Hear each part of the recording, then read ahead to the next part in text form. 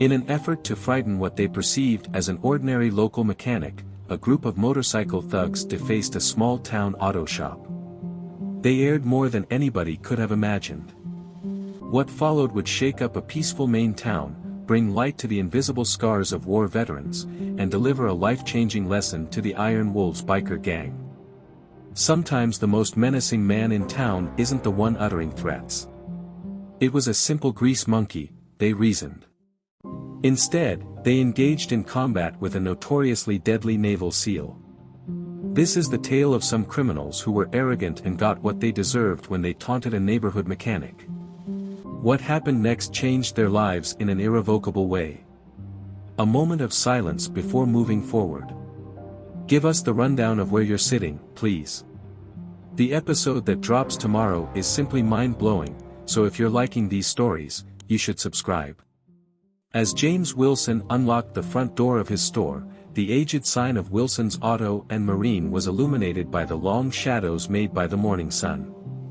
His precise and efficient motions were a holdover from his decades of military service that he had carried into civilian life. Despite leaving behind his tactical gear in favor of worn jeans and a gray work shirt bearing the insignia of James sewed above the pocket, he retained the physicality of his days as a SEAL, even though he was 45 years old. As he started his day, he was welcomed by the comforting aroma of metal and motor oil. After 20 years of leading the most perilous missions in the world, he finally found solace in the intricate workings of engines and the profound appreciation of his clients in this serene nook of Newport, Maine. "Mr. Wilson, good morning." Pulling up in her struggling Honda, Sarah Mitchell's voice echoed over the lot. In the last few months, the young nursing student's driving had been increasingly erratic, necessitating more and more frequent maintenance on her aging vehicle. As soon as James heard the telltale rattling of a timing belt that was about to give out, he nodded. "It appears like the belt will not be lasting for much longer. There was a part of me that hoped you wouldn't." Collecting her nursing textbooks, she let out a heavy breath. "For how long is it possible to push it?" The early silence was disrupted by the rumble of approaching motorbikes before James could respond. There were 5 menacing-looking motorcyclists that swung into the parking lot. As they formed a formation around Sarah's Honda, the chrome shone in the early morning sun. A bulky man with a scarred face and a leather vest that said, "Mike," cut his engine.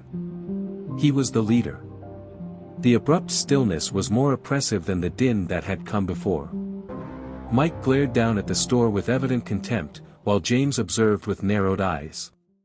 "It seems we've come to the correct spot, dudes." Mike made an announcement, his voice betraying an air of authority because of his experience with absolute control. "Wilson's Marine and Auto. Someone told me that here is where the natives get taken advantage of." Without showing any emotion, James persisted in checking over Sarah's vehicle.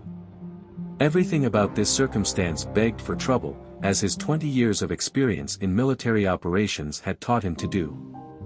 As if something had gone wrong during military training, the other riders got off the horse and scattered out. "The grease monkey, please." The man known as Switchback advanced, his leather vest serving as an identifier for his membership in the Iron Wolves Motorcycle Club. "The boss is having a conversation with you. I am in the company of a client at this time." Responding calmly, James positioned himself discreetly between Sarah and the advancing motorcyclists. For whatever servicing needs, there is a shop in Brunswick. Even though Mike chuckled, the joke was completely serious. "Old man, we are not here to serve you. The topics of territory and respect are what brought us here today." Using his imagination, James measured distances and made mental notes of weapons, shackles, and badly hidden brass knuckles in pockets. Their placement and attentiveness made them stand out from the typical goons. Training and bad news ended up in the wrong hands. "Why don't you go inside and get yourself a ride?" James whispered to Sarah. Just like he had led SEAL teams through innumerable missions before, his tone was soft yet resolute. "What about my car? We can take care of that later." As Sarah ran into the store, Mike watched her closely. James felt a flash of aggression at the sight of his intense stare. As the leader drew nearer, he turned back to James. "Listen up, seasoned veteran. Change is happening in Newport. In this day and age, even the smallest businesses like yours require insurance to safeguard themselves from unforeseen events." James stated, "I am grateful for the offer," while keeping his voice steady. "However, I am fully insured." Ghost snickered was the name of the one. "Is Mike hearing me? The man has all the insurance he requires." "I understand." Mike's damaged features contorted into a grin with a hint of savagery. "The catch is that we aren't actually providing that option. You can see that our interests in Newport are growing, Iron Wolves included. Your modest store is on one side or the other with us." This was not new to James. Same story, different locales, different people. Victims of bullying who equated peace with weakness and gentleness with fear. As Mike drew closer to what any battle veteran would perceive as striking distance, his muscles stiffened imperceptibly. Mike scowled and told you to think again by tomorrow. Then, well, accidents happen, particularly to old guys who are stubborn and don't know their position. Despite the danger, James maintained eye contact with Mike, recognizing a familiar face. The troubled expression of someone whose wounds from battle never fully healed. There was a brief flash. The symptoms of a fellow veteran struggling to adjust to civilian life were obvious to him. "Our work here is probably done." Without lowering his gaze, James murmured softly. Mike clenched his jaw, yet he hesitated in response to James's steady look. Keeping his aggressive stance but establishing distance, the leader retreated a step. "He is now just spat. Shake it off, lads. Our comrade here wants some space to consider his alternatives." Once again, the air was filled with the boom of motorbikes as the Iron Wolves emerged from the lot, accompanied by the pungent odor of burned rubber. With his focus shifting from the immediate danger to the bigger picture, James observed as they disappeared. They weren't your average crooks. The order in which they operated, the formations they followed, and their demeanor.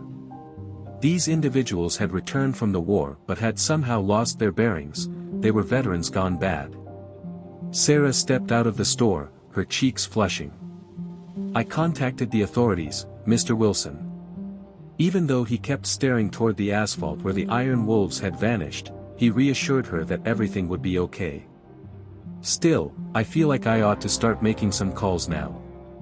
James sensed that the tranquil existence he had crafted was on the brink of disruption as the morning sun rose higher above Newport. The Iron Wolves had acted first, thinking they had discovered an easy prey. Not because he was a SEAL, but because he knew precisely what they were trying to escape, they quickly realized how mistaken they had been. They returned home to find the conflict chasing them, just as it had pursued him. His breakthrough came when he reconciled with his inner demons. There may have been an opportunity to demonstrate another path. He had to make it through whatever came next, though. A tense silence pervaded Wilson's auto and marine for the following several days. Fixing automobiles and helping clients was James's regular routine, but he never let his honed senses rest until he saw danger. Even though the blades hadn't come back after their first warning, it felt more like the stillness before a tempest than a retreat. As the sun dipped below the horizon, painting the walls of the shop a rich orange hue, James was in the midst of completing paperwork one late evening when his phone called. Your caller ID displayed Sarah's name. My name is Mr. Wilson. A little quiver crept into her voice. Personally, I believe that. They seem to be tailing me. The bikers who work for your store. Throughout my shifts, they have been circling the parking area of the hospital. A knot formed in James's jaw. At this moment, are you okay? It's still the hospital where I am. Just 20 minutes and my shift will be over. Sigh. Remain seated. Sure, I'll go fetch you. Memories of innumerable extraction operations flashed through James's thoughts as he reached for his keys. New situation, same rules. Defend the defenseless, eliminate danger, keep command. In war zones all over the globe, he had honed his abilities for years. I had no idea he'd require their services in Newport. James arrived at the hospital to find the parking lot unusually deserted. Near the staff entrance, he noticed 3 motorbikes concealed in the darkness, their riders glancing at the doors with a predatory air. Ray, Bernard Martinez, and 2 additional members of the Iron Wolves who were unfamiliar to him. Without attempting to conceal his arrival, James parked his pickup in full view. Everyone understood. He had no fear. The moment he stepped outside, Bernard's eyes widened in recognition. And now we see who chose to play the hero. The sound of Bernard's words echoed around the deserted lot. Car repairs are a bit of a wait, aren't they? Responding calmly, James went on his way steadily toward the door, explaining that he was just picking up a friend. Perhaps you guys should seek out another place to spend your evening. Bernard was flanked by 2 other Iron Wolves, both of whom were reaching for concealed guns. James made careful notes of their every step, pointing out their inexperience. Their stances were clumsy and their awareness was limited, but they were attempting to appear menacing. Bernard made a sneering face while discussing pals. In this town, they are more vulnerable to injury. Mike would like it if you grasped that. Until you come to your senses, everyone you care for and assist is fair game. Turning to face them directly, James halted. They flinched, clearly uneasy, as if his posture had triggered some primal response in them. The mechanized exterior betrayed the resolute warrior within for an instant. James spoke with the same calm authority that had earlier guided top teams, and he wanted to make absolutely clear. There will be no negotiating that follows if Sarah or any of my clients are harmed. As Bernard clenched his fist around his concealed pistol, a look of doubt crossed his face.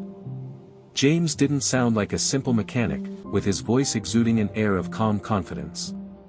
Old man, are you threatening us? Yes, I am offering you the opportunity to leave. Standing motionless in front of the scene before her, Sarah emerged from the hospital as the doors swung wide. Maintaining a fixed gaze on the motorcyclists, James refrained from turning. Sarah, hop in my truck, he yelled. In the tense calm, her rapid footfall were the only sound as she sped past. None of the Iron Wolves stepped in to stop her as she went.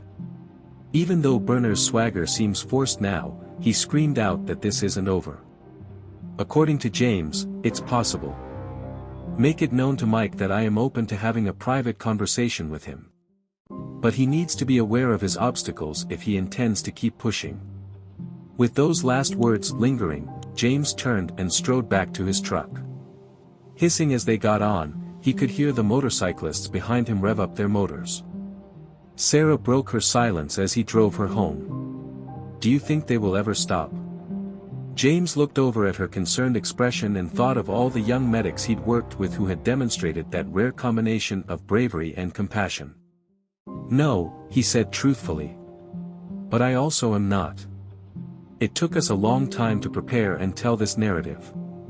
So, please subscribe to our channel if you're enjoying it. We really appreciate it. We will return to the story now.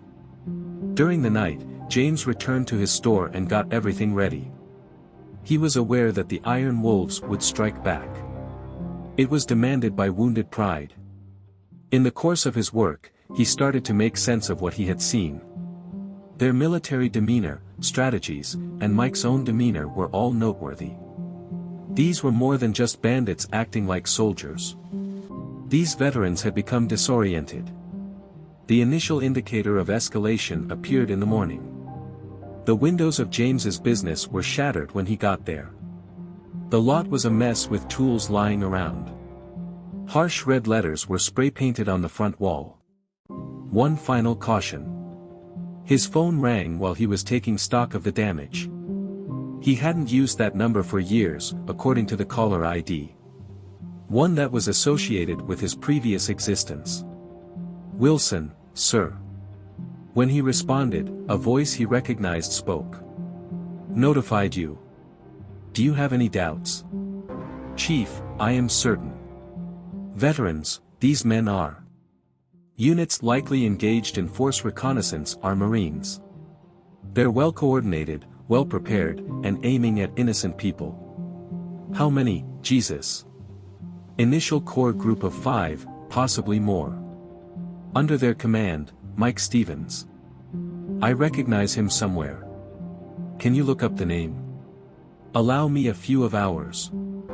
But James, I'll let you know if their recon efforts have gone awry. It was for that reason that I sought your assistance. Everything you can discover on them is what I require. They are more than simply criminals, Chief. They have scars that will never go away. Wilson, you're always attempting to rescue someone, aren't you?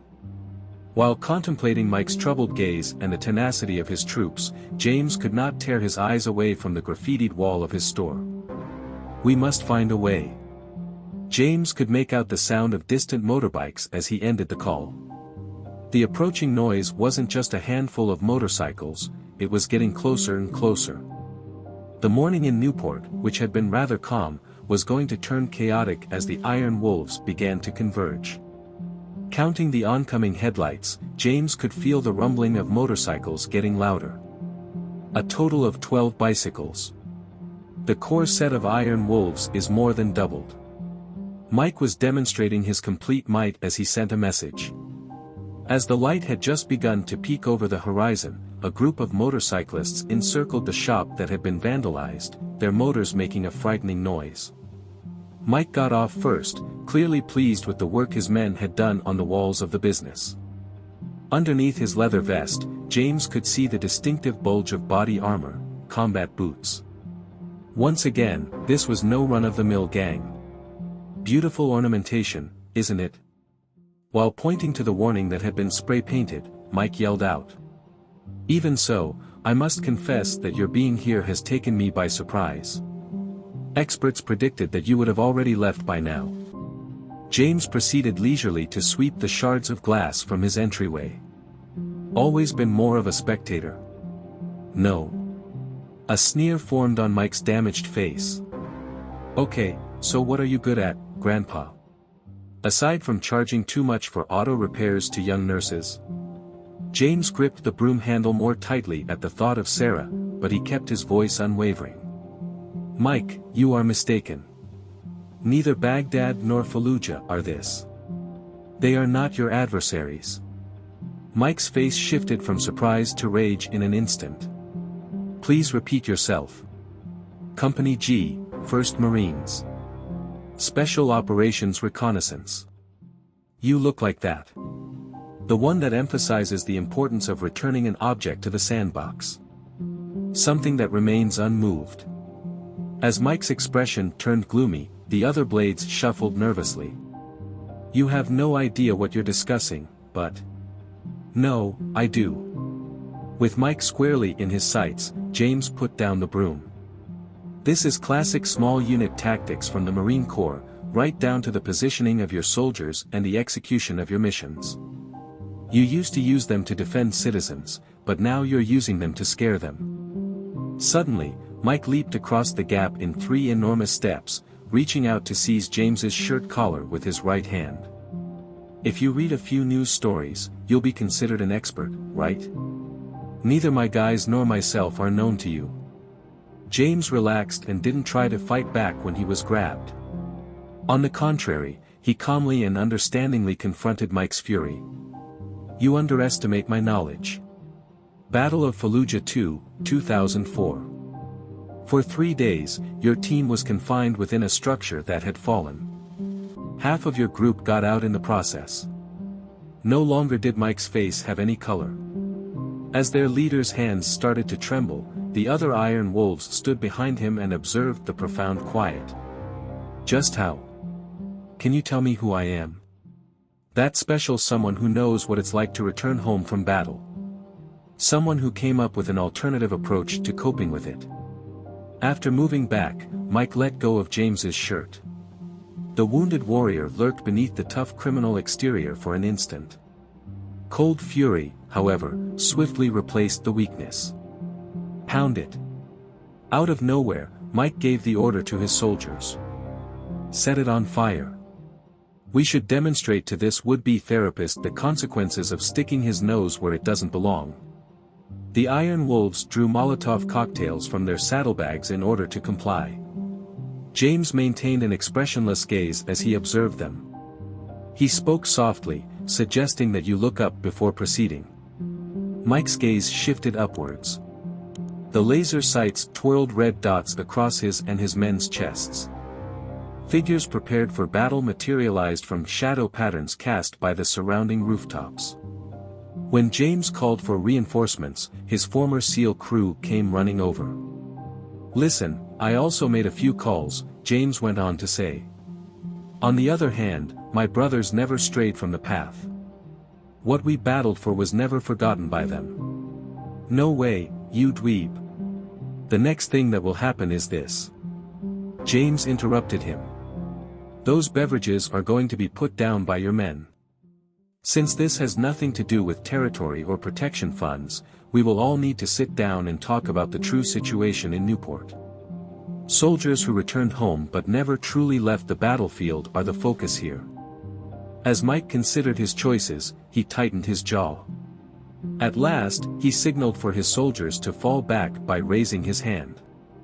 They put the Molotov cocktails at a designated spot. "Nothing will be resolved by mere conversation." Mike let out a low growl, but his anger had mellowed. "Even if it doesn't, James was in agreement that torching my store wouldn't be either. No more fighting, Mike. Are you prepared to surrender? That is the only question." The sound of motorcycles rumbling along in the background filled the air for an extended period. After that, Mike almost shouted something. "Our experiences are beyond your comprehension. Give me a go." There was a noticeable change in the atmosphere and James's former teammates gracefully fell from their places. As they drew near, Mike's eyes lit up with recognition as he noticed their unique patterns of movement. "You're more than simply a mechanic," he finally said. "There are people like you." A SEAL. Was. That was James's mistake. "Currently, I'm merely a mechanic who believes that veterans should stop dividing themselves and start supporting one another." Now that the sun had risen, the business that had been vandalized was shrouded in lengthy shadows. Iron Wolves appeared less like reformed felons, and more like wandering warriors in the rising light, men who had traded one conflict for another out of desperation. Mike spoke slowly, when asked whether he could speak. "My soldiers are exonerated. No police, no accusations. I concur.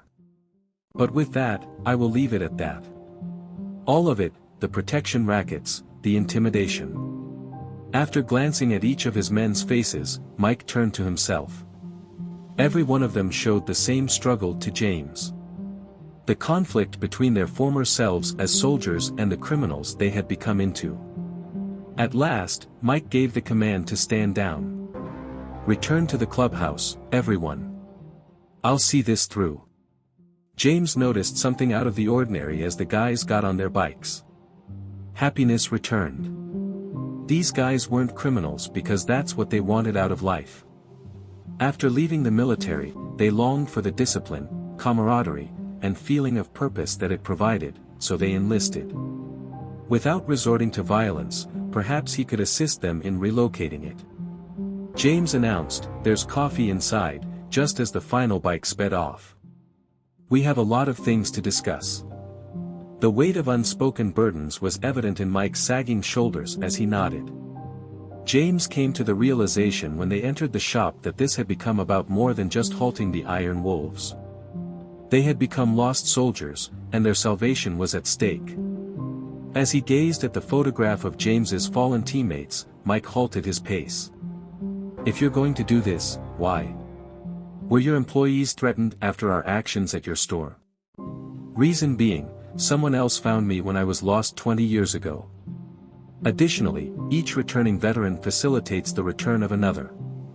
There was more light in the morning, and it shone on the shattered glass and slashed walls of the store. However, in that cramped workplace, something was being restored. Mike finally addressed the matter, stating that he needed time. "I must speak with my soldiers. Feel free to get it. This offer, however, does have a termination date. My influential friends will firmly cut you off until you assist me in turning this around. We are left with no other choices but those. As his last motionless fingers drew across the photograph, Mike gently nodded.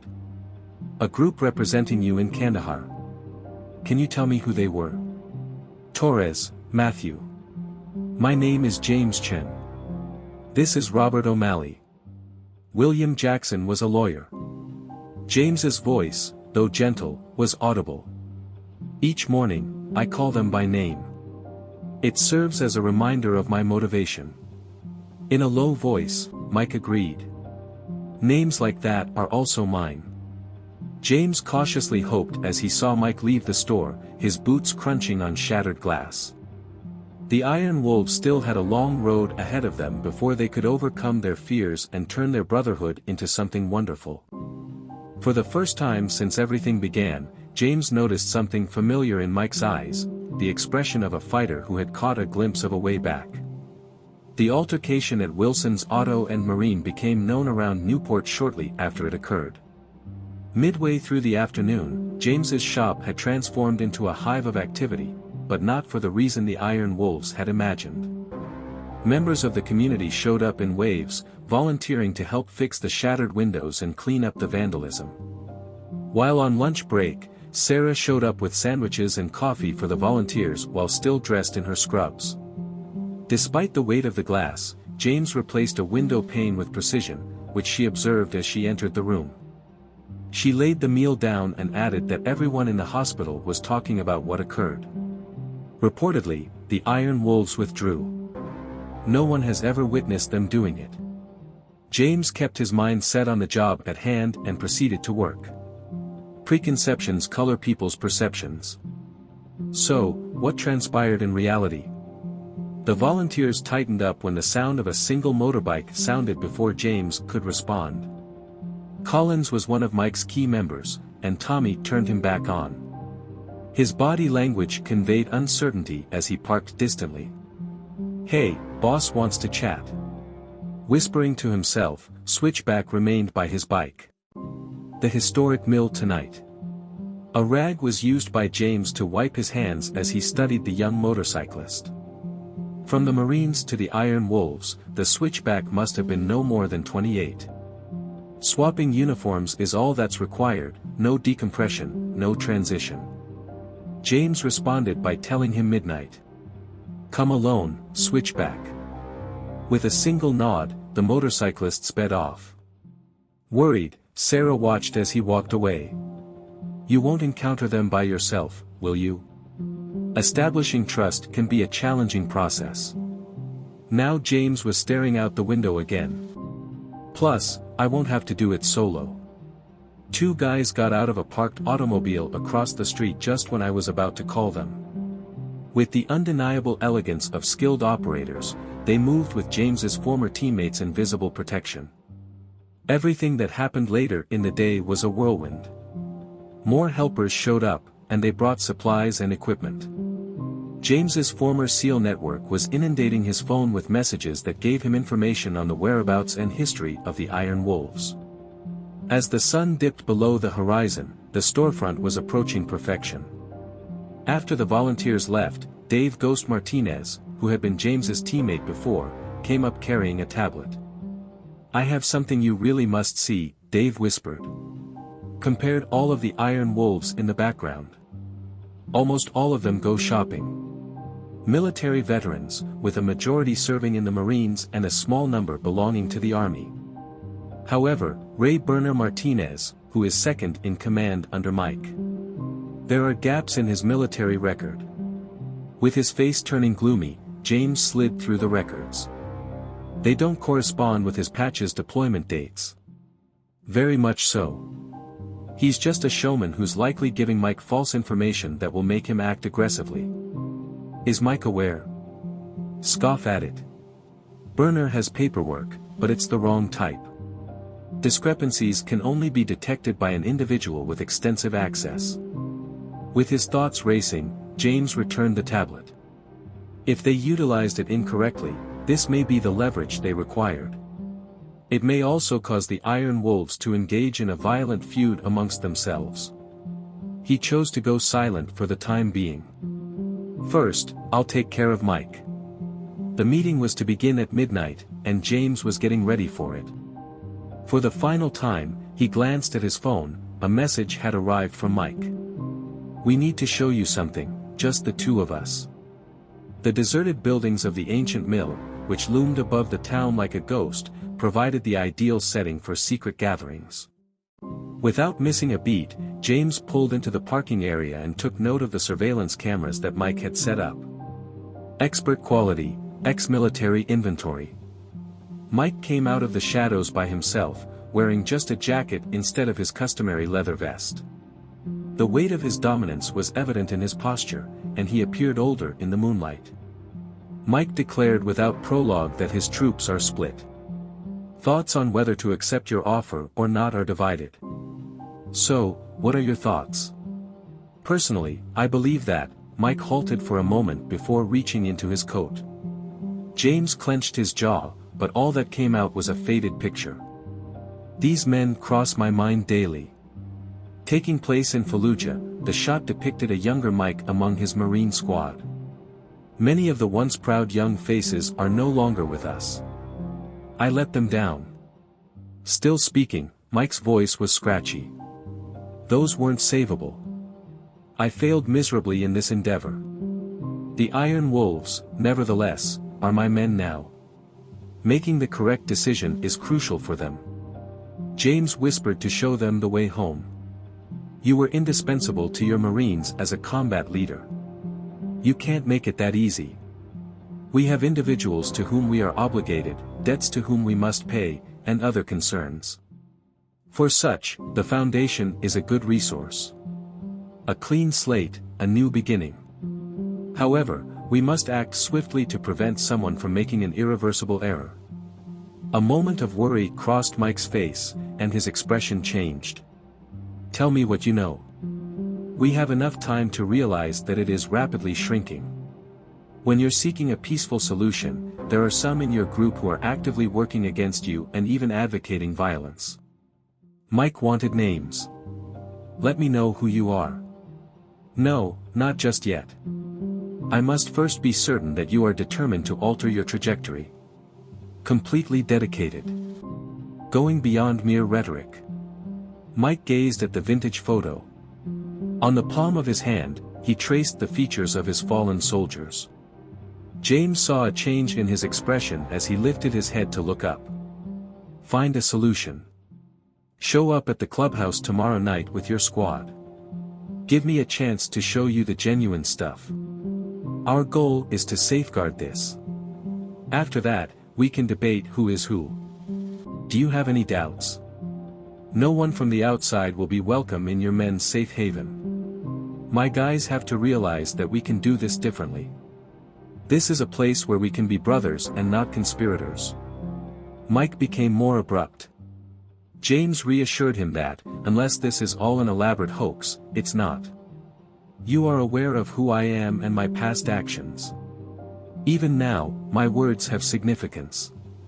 As they said their goodbyes, James saw Mike fade into the night. The Iron Wolves might finally find redemption tomorrow night, or they could spark a conflict neither side desired. Trust was the linchpin. Confidence amongst fighters who had lost all sense of belief in humanity. James reached into his pocket and caressed the picture of his own fallen buddies. Uncle, he muttered, keep an eye on us. You must assist me in returning these men to their homes. Based on appearances alone, the Iron Wolves clubhouse was unremarkable. A repurposed warehouse situated on the outskirts of Newport's industrial zone. However, James's keen perception saw the faint indications of a strongly held viewpoint. Doors with reinforcements. Smartly placed cameras. Destroy all enemy targets. Though they may have strayed from the path, these men had not forgotten their training. As James approached the entrance alone, Dave and 3 other members of his former SEAL unit waited in their van. It was an easy strategy. As a first step, James would go in and build trust. In the event that everything went wrong, his squad would use various entry points to breach. Approached with a professional air, Switchback meticulously patted him down as they met at the door. Hands on the young motorcyclists quivered a little. Emotional or physical stress? Announcing it, Switchback escorted James into the main chamber. Contrasts abound throughout the room. A military level of accuracy in the arrangement of security and weapon racks. The disorganized mess of broken motorbike parts and beer bottles was barely contained. 20 or so members of the Iron Wolves hung together, feigning casualness while keeping their hands close to their concealed weapons. Standing in the middle of the room, Mike was flanked by his officers. As James knew Ray Burner Martinez carried a ceramic knife that would evade metal detectors in his vest pocket, Ray observed him with hardly hidden animosity. "Are your companions remaining outdoors?" Mike inquired. At this time, James responded. "See, you claimed you had something to show me."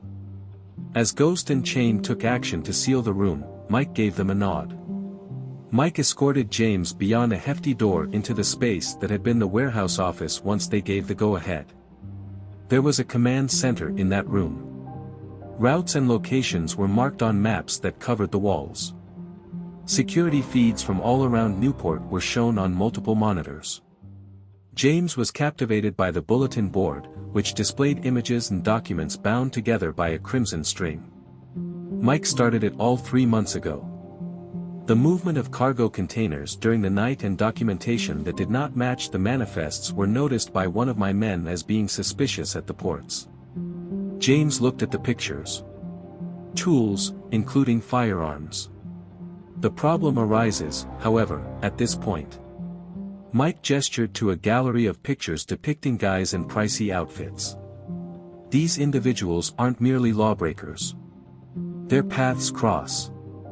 These coastal families control politics, law enforcement, and the tides of history. James came to the conclusion that they are utilizing the Iron Wolves to build muscle.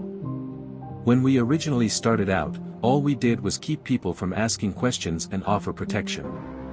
After that, they escalated their demands, resorted to threats and vandalism, and sent messages to anyone who refused to comply. With a somber countenance, Burner entered the chamber. "No one outside of the club needs to know about our business." "Stand aside," Mike said. On the other hand, James saw that a number of Iron Wolves started focusing on Burner instead. James spoke in a steady tone. "How far down do you go?" Mike conceded that the depth makes it difficult to move away. "There's a good chance they can influence my men. Depending on our level of cooperation, the legal issues may go away or come back." But James insisted it wasn't the true motivation behind your stay. Mike clenched his jaw. "We have seen their incoming materials. Things that will drive a wedge between this community, such as weapons and narcotics. It was our hope, my comrades, that we could manage it and lessen its impact." "As Fallujah," James whispered. "Attempting to shield innocent people from aggressors they cannot control." "Don't," Burner shot back. "Do not attempt to transform this into a cause worthy of praise. Living freely, we're getting paid. It doesn't matter in the least." Realizing the signals he had overlooked earlier, James pivoted to confront Burner head-on. The manner in which his fellow service members gradually cut ties with him. The little discrepancies in his demeanor. Someone who was never a soldier in Fallujah offers an intriguing viewpoint. James murmured softly. "Nowhere else, either." Dead silence descended upon the room. Mike glanced across at his deputy commander. A dawning realization follows the onset of confusion. "Ray, what on earth is he talking about? What he's really doing is attempting to tear us apart," snarled Burner, grasping his blade. His intention all along was this. "According to James, there are gaps in your service records." Anxieties permeated the room as he maintained a steady tone of speech. "Deployment dates that don't match. Non-existent unit citations. With these folks, you have been deceiving. Despite acting as if they are brothers, you are driving them to attack.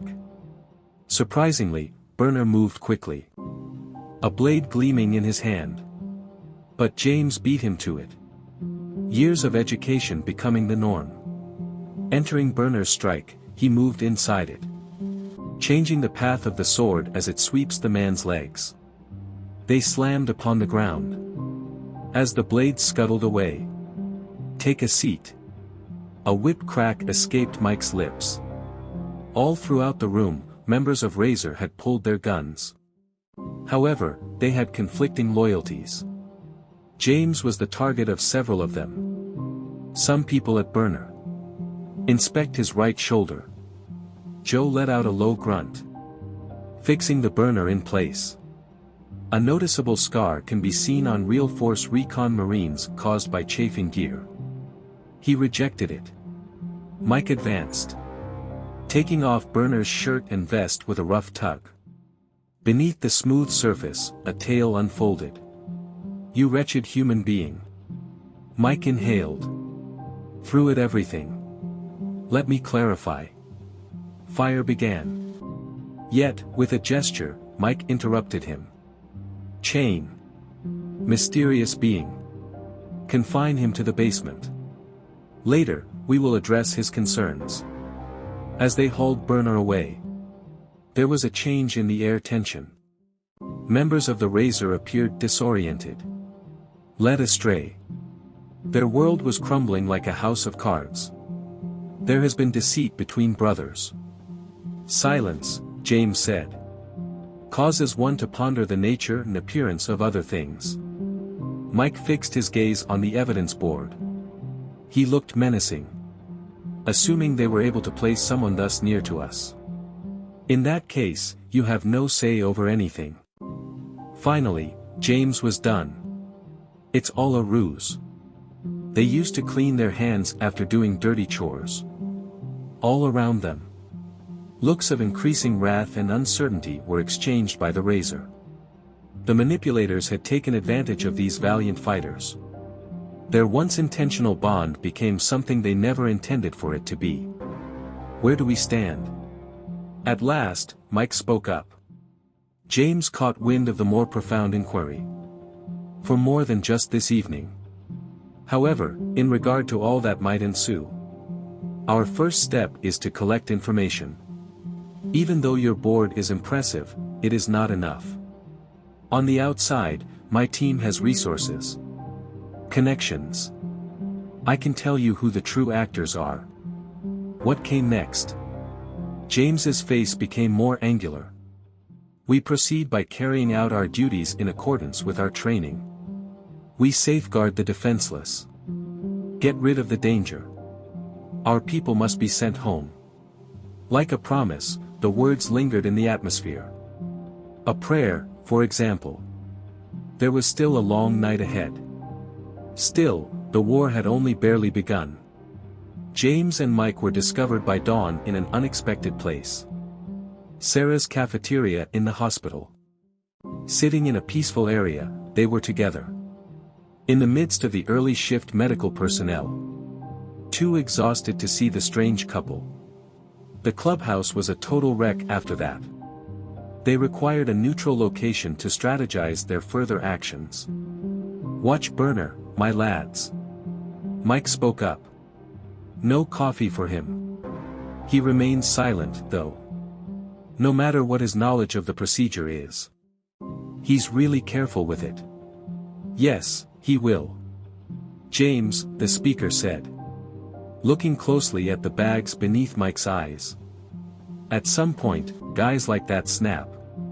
The main concern is, will it be too costly to wait?" Mike had no time to respond.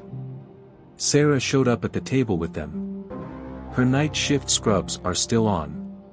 Her countenance betrayed her distress. "Hi there, Mr. Wilson. Do you recall the patient I mentioned last week? That one with the strange wounds?" Mike caught her anxious glance. Two strangers approached him and began probing for details. Something seemed wrong, even if they had badges. James stood up upright. "Sort of badges?" said the DA. However, the identity of his visitors piqued their curiosity more than his wounds themselves. Mike gripped his coffee cup even more firmly.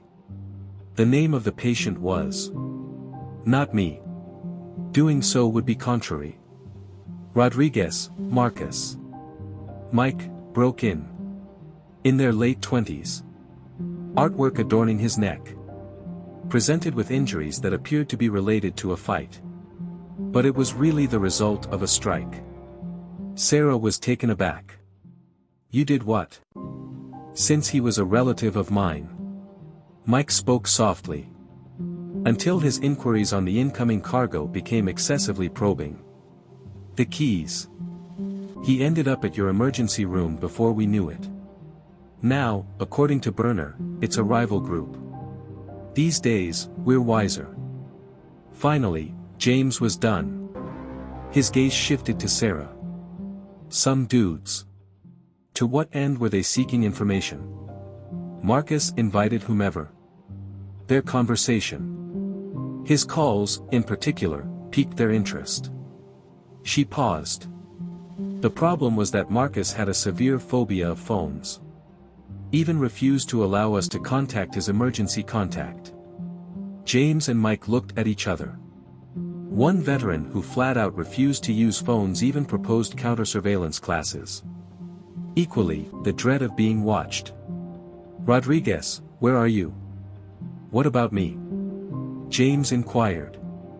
There's more to it than that. Sarah spoke more softly. He went to the doctor 3 days ago, even though doctors told him not to. Just disappear. Red. The guy's there today. When I told them, they seemed relieved rather than worried. Mike got to his feet firmly. I have some phone calls to take. The genuine article. Stovetop kind not intended. Use caution. James cautioned. If they're keeping tabs on conversations. Yes, I am aware. They have no idea about a couple of my stations. Vintage core connectors that are in good condition. Upon Mike's departure. Sitting in his empty chair was Sarah. Mr. Wilson, how far down do you go in this? Enough to warrant action. James, the speaker said. Unfortunately, I am in need of your assistance. Those individuals that arrived with inquiries. Feel confident enough to tell a sketch artist what they are. Exceeding expectations. She retrieved her mobile device. She pulled up a security camera footage and showed it to him. I requested that security transmit the video to me. Somehow I had the impression that might be crucial. Joe looked at the picture.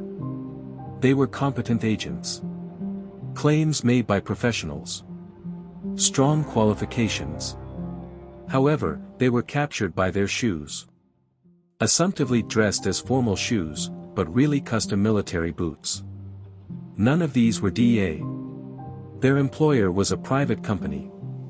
Someone texted him. Note from his squad keeping tabs on the Iron Wolves locker room. Someone paid Berner a visit throughout the night. For 10 minutes, someone had evaded their observation. Just enough time to strike up a discussion. Some loose ends have to be tucked away. James said under his breath. Can you explain? Rodriguez made a discovery. Something significant enough that they sought to censor him. Anyone he might have spoken to is now being sought after. Regardless of what he may have found.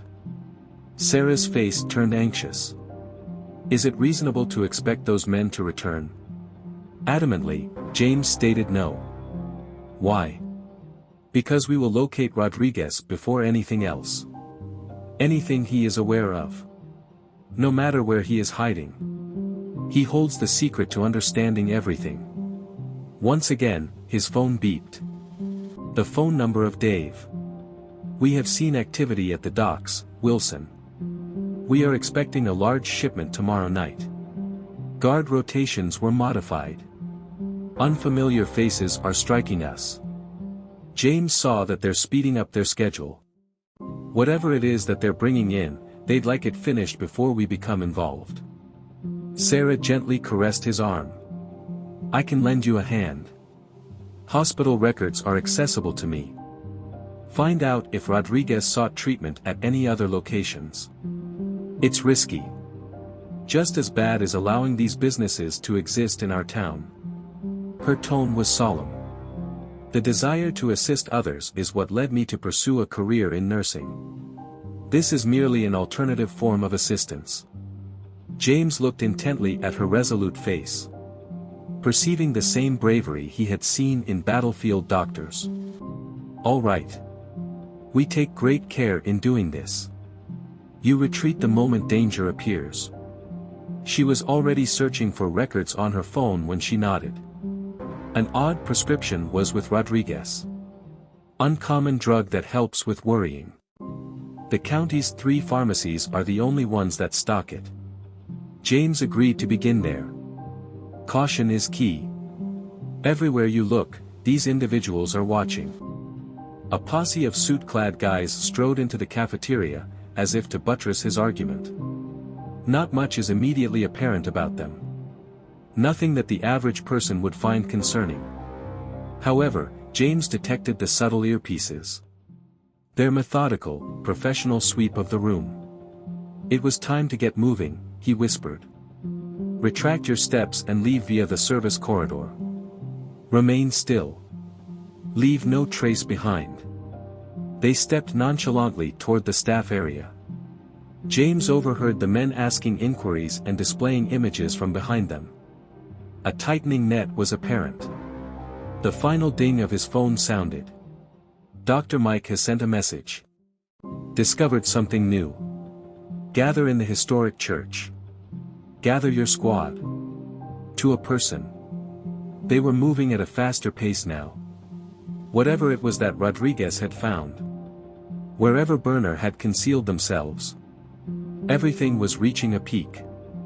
The only remaining concern was whether or not they could solve it in time to prevent further harm.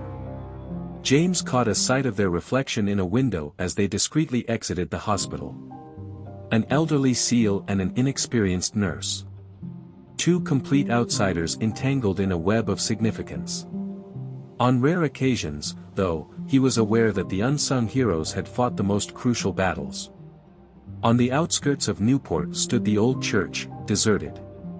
Decades of coastal storms have worn down its stone walls.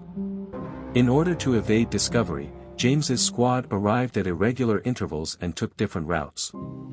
Gathered in the dusty sanctuary by twilight were 4 former SEALs and 3 trustworthy members of the Iron Wolves. Carrying a hefty manila envelope, Mike came last. Like a guy who had seen a ghost, his face was pale. According to Mike, Rodriguez left us this, as he scattered papers out across a worn-out communion table. Land at a secret spot only those with experience in the Corps would know. Very bright youngster. James looked over the notes. Shipping manifests, pictures, financial data. What is the depth of it?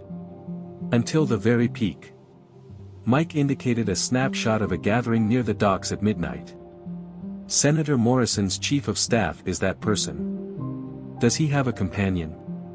Head of Port Authority. Moving weapons aren't all they are. Our port is being utilized as a central node in a larger scheme. A manifest was taken up by Dave. He seemed downcast. You can identify these serial numbers. These weapons are of a military grade. The kind that mysteriously vanish from bases and suddenly appear in areas of warfare. This is just the beginning, Mike said. They are posing as veteran-owned firms, according to Rodriguez's findings. Threats or blackmail take over lawful business. Veterinarians are their intended victims. Talented individuals who can transport delicate items while maintaining their credibility to evade scrutiny. A knot formed in James's jaw. They desired the Iron Wolves for that reason. That was more than simply muscle. I was covered. Unlike private security firms, an established motorcycle club would not raise suspicions. Burner served as their safety net. Ghost was added. Cultivated to control us.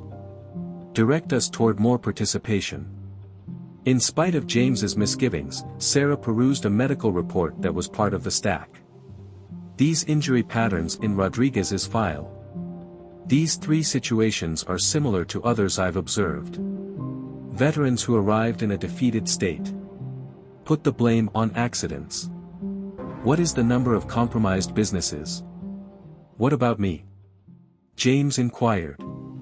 Mike withdrew a red dotted map. By itself, Newport has at least 12 businesses involved with transportation. Private investigation agencies. Perhaps even a few storage facilities. Everything is owned by veterans. Under new ownership since last year. As James noticed, they are constructing an infrastructure. Subverting our own people for our own ends. Even though it goes against what we stand for. A commotion outside caused everyone to stop moving. He stepped over to the window. Silent and graceful, he moved with ease. Coming soon, the vehicle. Window tinting on a black SUV. Several cars. Another window revealed the presence of a ghost. A perimeter is being established. Mike's thoughts were racing. 3 doors led out of the church. However, there was very little shelter on the surrounding terrain. A corner was going to be drawn in on them. He spoke softly to Sarah. The basement contains a passageway. An antiquated path leading to the harbor that was officially prohibited. Go ahead and gather the paperwork. Track down Rodriguez. I will remain here. Go ahead and accomplish this task. You can't do without those files. Someone on the outside with knowledge of the truth needs to be present in case we are caught. It was a nod from Mike to one of his men. Lead the way, follow her. Ensure her safety. A growing din of engine noise approached. They could see the headlights of cars coming from all directions through the stained glass windows. One of us must have been followed by them. Ghost checked his weapon and spoke. Expert story that we failed to notice. No, Mike spoke in a frigid manner. Brenner spoke. Surely that was him. There was a place he heard of. I had a feeling it would be our backup plan. James did some fast math. 6 seasoned operatives face off against unidentified figures.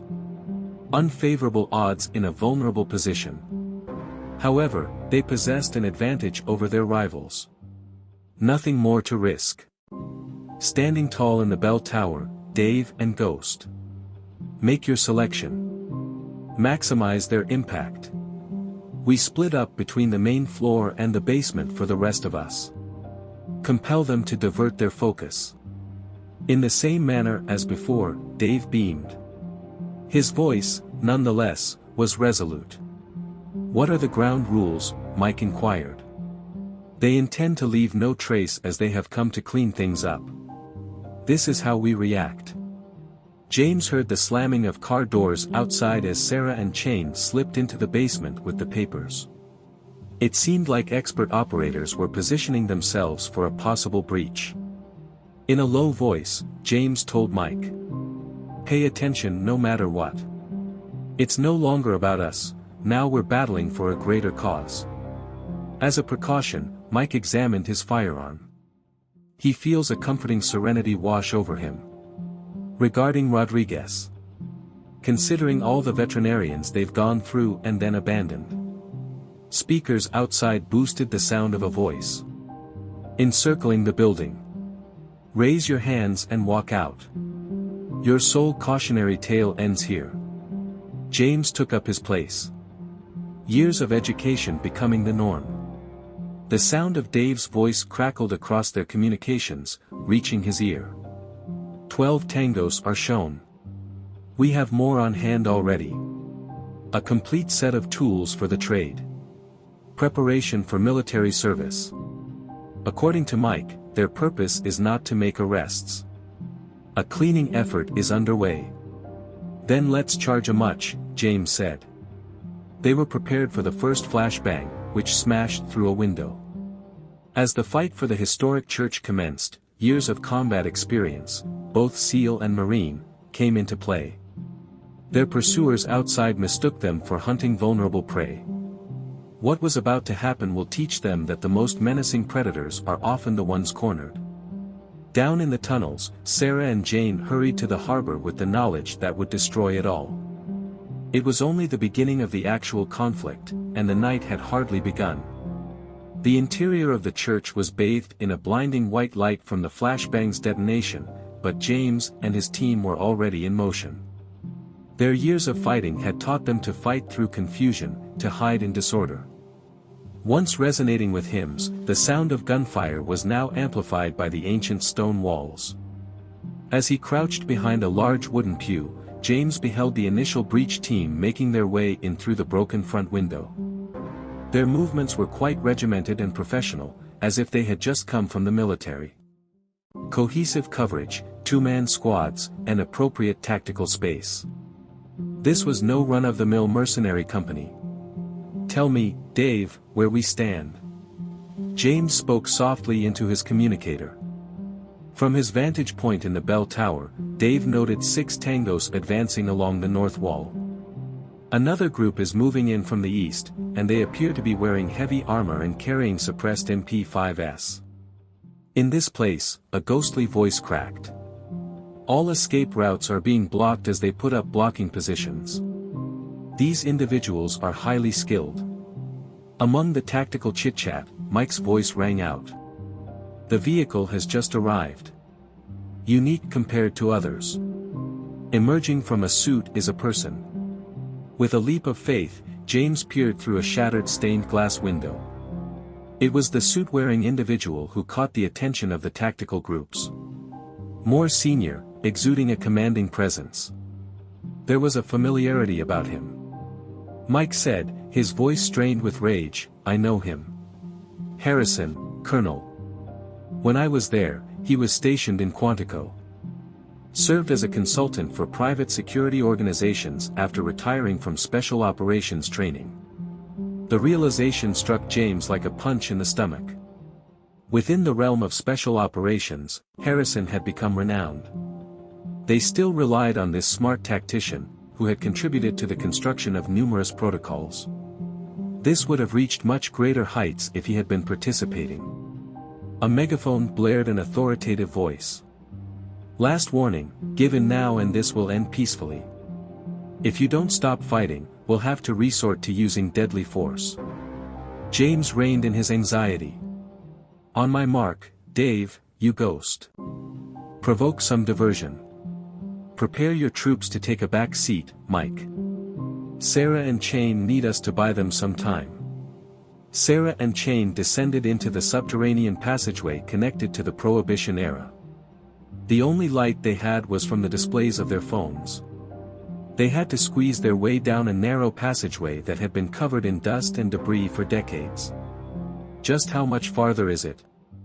With a tight grip on the priceless papers, Sarah muttered. "Just over 100 yards to the harbor's outlet." "We have an issue," albeit Chain did respond. "Years have passed with no activity in this tunnel. The exit state is unknown." Overhead, the din of gunshots became louder and louder. The serious fighting had started. The world shrank down to the familiar cadence of battle for James. 2 assailants broke in via the side entrance, but one was killed before Dave could cross the threshold by his pinpoint shot from the bell tower. As specters put out the flames, the other dove for safety. The basement was breached by multiple tangos, according to Mike. All of them are aware of the tunnel. Mike's thoughts were racing. They needed to provide Sarah and Chain time to gather evidence, but they couldn't stay in this position indefinitely. Those papers had to get in front of the correct individuals for everything to work. Colonel Harrison's voice resounded amidst the mayhem outside. "Wilson, I have faith in your abilities. Let's keep things businesslike, between operators." James returned the phone and said it was difficult to communicate due to the muted MP5. "You are aware of the outcome. You're not well equipped or outnumbered. The lives of your men should not be frittered away." From across the church, James caught Mike's gaze. A little nod came from the ex-Marine. Harrison's voice had also conveyed something to him. Subtle self-assurance concealing desperation. Seems like quite the arsenal to put down a handful of disillusioned veterans. James, the speaker said.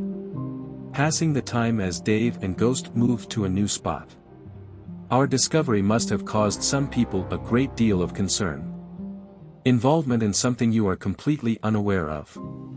Harrison returned fire. We are all a part of something far larger than this. From below, the correct course of action can appear to be amiss. Sarah and Chain came to a crossroads in the tunnel. A smaller branch headed toward the ancient industrial zone, while the main passage continued toward the harbor.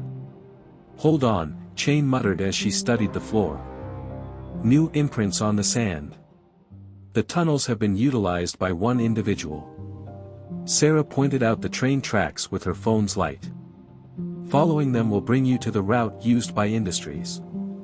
Then Chain remembered Rodriguez. The most direct route to the harbor would not be used by him. He would find a place where he could disappear. The conflict intensified once they returned to the church. The assailants possessed every imaginable piece of technology, including night vision and infrared imaging. But James's group possessed an improvement. The unwavering resolve of individuals striving for atonement. Dave, how is Harrison doing? Interspersed with gunshots, James inquired. He remains irate as he stands beside his car. Excuse me, he appears to be in a hurry and is urgently chatting on his phone. James assembled everything. The magnitude of the response, the urgency of the time frame, and Harrison's despair. They have an important, time-sensitive matter to attend to tonight. The supply of weaponry, Mike announced. Rodriguez surely knew precisely what was coming. A different voice squealed over their communications. Chain. We discovered something, boss. Out of the tunnel, in an old maintenance room. Recent packaging, linens, and food. Lower this, there has been a resident. It was Rodriguez, as James verified. Run he did not. He fell to his knees. Observed their every move, keeping a safe distance. That's not everything. Sarah sounded ecstatic. Medications, as well as particular medications. They were at the hospital, and I remember them. Avoiding the possibility of another trip to the hospital, he has been taking care of himself. It was easy to see the consequences. Rodriguez wasn't merely evading capture. He was assembling evidence and gathering information. The paperwork they possessed was only the first step. Harrison lost his temper above ground. His command was to breach all points. Authorization to use full force. At the same time, threats appeared from every angle. Arson, tear gas, and interdisciplinary fire departments. Muscle memory and instinct took over as James returned fire, causing his reality to descend into a cacophony of smoke and noise.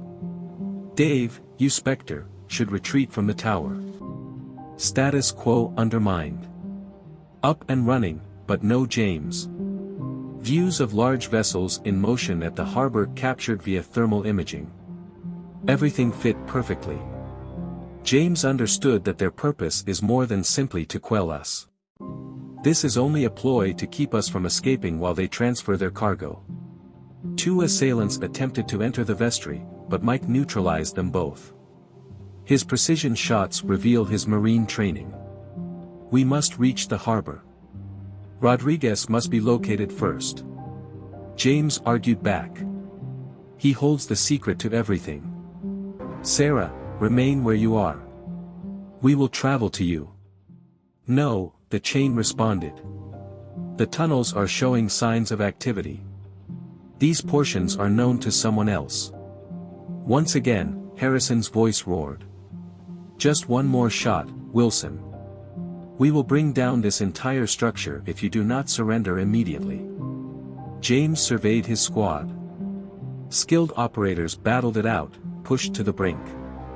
Evidence that would reveal high-level corruption was guarded in the basement by Sarah and Chain.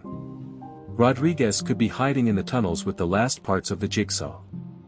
They couldn't afford to turn a blind eye to what was occurring at the harbor while they were under siege. Ghost Dave, please clear a way to the basement. Mike, prepare your troops to move quickly and forcefully. So, what's the game? As he reloaded his weapon, Mike inquired. James's face betrayed his emotions.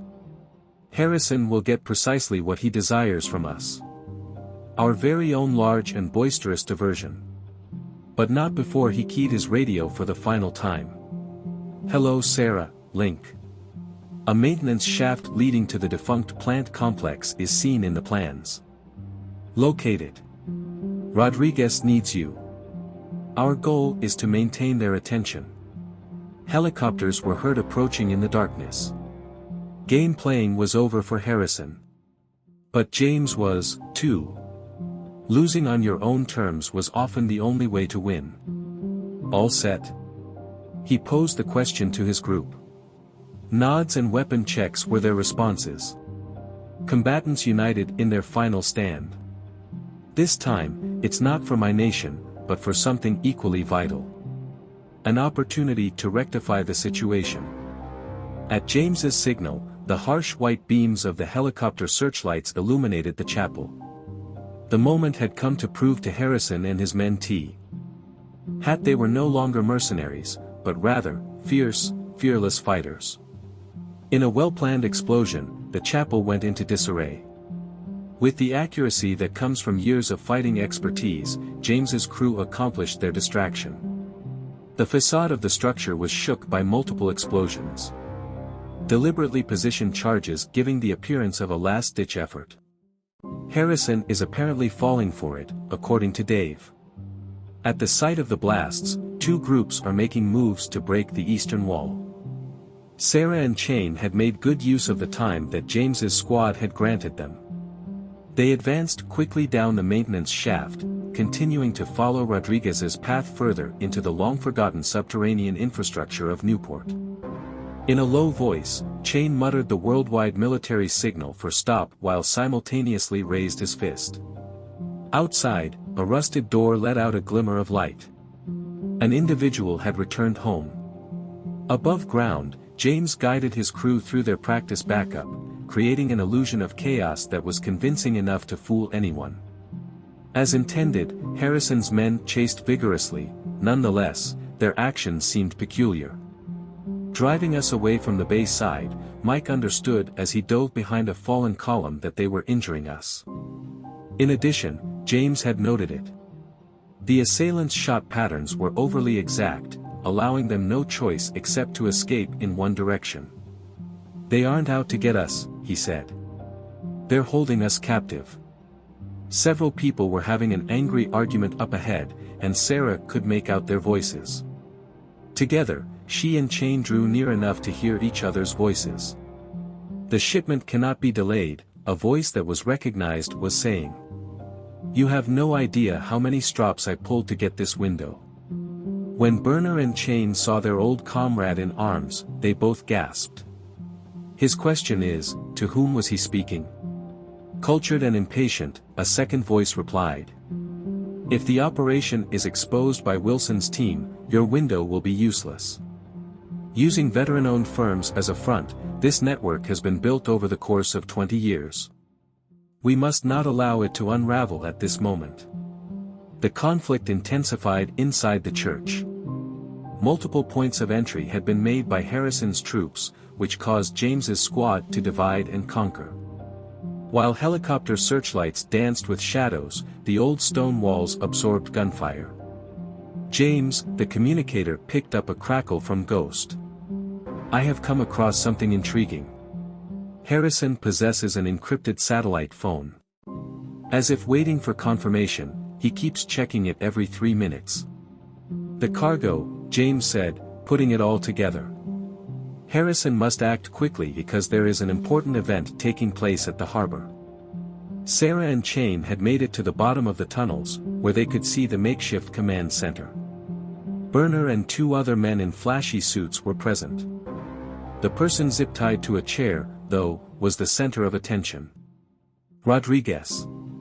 One of the suit-clad individuals was advising Rodriguez that their small probe was creating issues.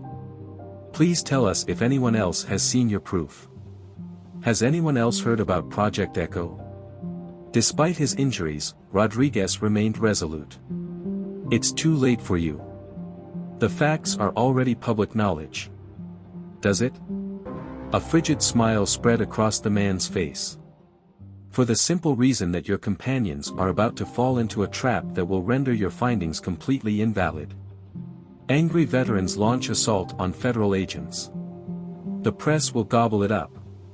Conspiracy theories will be used to discredit your evidence. The papers they were carrying were gripped more tightly by Sarah's hand. A horrible sensation of clarity washed over me. Silencing them wasn't Harrison's only goal in attacking. The goal was to undermine their trustworthiness. Above ground, James's squad was relegated to their last-ditch defensive posture. Their final line of defense was the church basement, but James had no plans to use it. Hello, Dave. Mysterious being. Status on the harbor. Dave mentioned that there were several cargo trucks in motion. Military escort appears to be a formality. What's going on here is just a front for something far larger. Mike said angrily that they were shielded by phony credentials and spotless documentation. They even pretended to use the Iron Wolves as a disguise. Burner received a ring on his phone at the tunnel control center. We have contained Wilson's team, according to Harrison. Anonymous tips regarding potential attacks on federal agents by veteran extremists have already reached the media. Narratives that pen themselves. The well-dressed man gave a satisfied nod. Very well. Remove them all once the package has been cleared. Troubled veterans who were unable to acclimate to civilian life met a horrible end. He was restrained, and Rodriguez fought against it. Are you seriously under the impression that murdering James Wilson and his crew will have no repercussions? Is his identity known to you? His actions? A malfunctioning technician pretending to be a hero. Burner scowled. Forget about him. He's a legend, Rodriguez spat out. It is one of the most ornate seals ever made. His actual military record is so secret that not even you have access to it. How do you rate the tasks he completed compared to the games you're playing? Beside her, Sarah noticed a chain that appeared to be prepared to step in. However, she shook her head and grasped his arm. Extra was required. It was crucial that they grasp the entire extent of the situation. Even James and the church had come to the same conclusion. Please tell me all you can find out about those containers, Dave. Any kind of marking, number, etc. We'll have to wait for details as I can't get close enough. The edge to Dave's voice grew. A loading issue occurred with one of the trucks. Shipping container moved. Oh, I get it. These are not weapons, James. Everything is kept in the fridge. All of the parts began to fit snugly. The necessity for legal company cover, the specialized transit, and the short deadline. Greater than narcotics or firearms, this was a catastrophic event. James murmured something about biological weapons. The transportation of biological weapons is being facilitated by veteran-owned enterprises. Mike inhaled deeply. Because of this, it was crucial that everything appear genuine. Singular customs clearance, a single examination. And then it all breaks down. Finally, James was done. Harrison's involvement extends beyond the realm of illicit trade. He's a cog in a machine that might murder thousands. While in the tunnels, the man in the suit continued to speak, providing the last details. A lot of time and effort went into developing Project Echo. The development of genetically targeted weapons and modified viruses with the potential to wipe out whole populations while causing no damage to infrastructure is an area of active research. An ideal answer for the military. And you're going to sell it to whoever pays the most, Rodriguez remarked with contempt. Encouraging our adversaries to reconsider their challenges is our top priority. Bombs alone are worth a lot of money. We are able to sell our wares unnoticed because of patriots like Burner. What reasonable person could suspect honorable veterans of dealing in biological weapons? It was plenty for Sarah. James needed to be informed of this. However, a fragment of debris was scattered as she retreated, caused by the impact of her foot. The tunnel resounded with the noise. Suddenly, Burner turned his head to look at where they were. We are joined by others. A gun was drawn by the suit-clad man. Discover them. Absence of eyewitnesses. From above, a megaphone blared Harrison's voice. As a last word, Wilson. We will resort to deadly force if you do not surrender immediately. A final key press on James's radio sounded. Sarah, check the status of the chain. Static responded to him. Amidst the mayhem of combat, separated from his fellow soldiers and with time ticking out, James was forced to make a decision. Have faith in his crew to finish the mission or return to lend a hand. As Sarah and Chain drew back, the sound of approaching footfall reverberated through the passageways, threatening to reveal all. To be clear, they weren't trying to flee. They had to sprint if they wanted to make it to the point where they could be honest. As Sarah and Chain made their way through the labyrinthine tunnels, the sound of pursuit grew louder with each step. Burner ordered his troops to block off escape routes with a shout that echoed through the night. Chain saw the pattern of their tactics and knew that they were injuring us as they pushed us toward the harbor. Sarah surprised him with a good response. We must go in that direction. On their way back to the church, James's group had arrived at a crossroads. Everything is altered by the proof of biological weapons. Corruption wasn't the only issue anymore. It was all about averting a possible disaster. Dave, I need someone to keep an eye on those containers, James said. Can you tell me the type of security we're discussing? Featuring 2 4-person teams, harbor patrol boats, and military precision. Nothing is being left to chance. Among the tactical chit-chat, Mike's voice rang out. James, a radio message was just intercepted by Ghost. The containers are being loaded onto a vessel from China. It's going to depart port in less than half an hour. James's thoughts were racing with possibilities. The church served as a stronghold for them. Sarah had lost touch with Chain. Rodriguez also had vital information regarding Project Echo stashed away in the tunnels.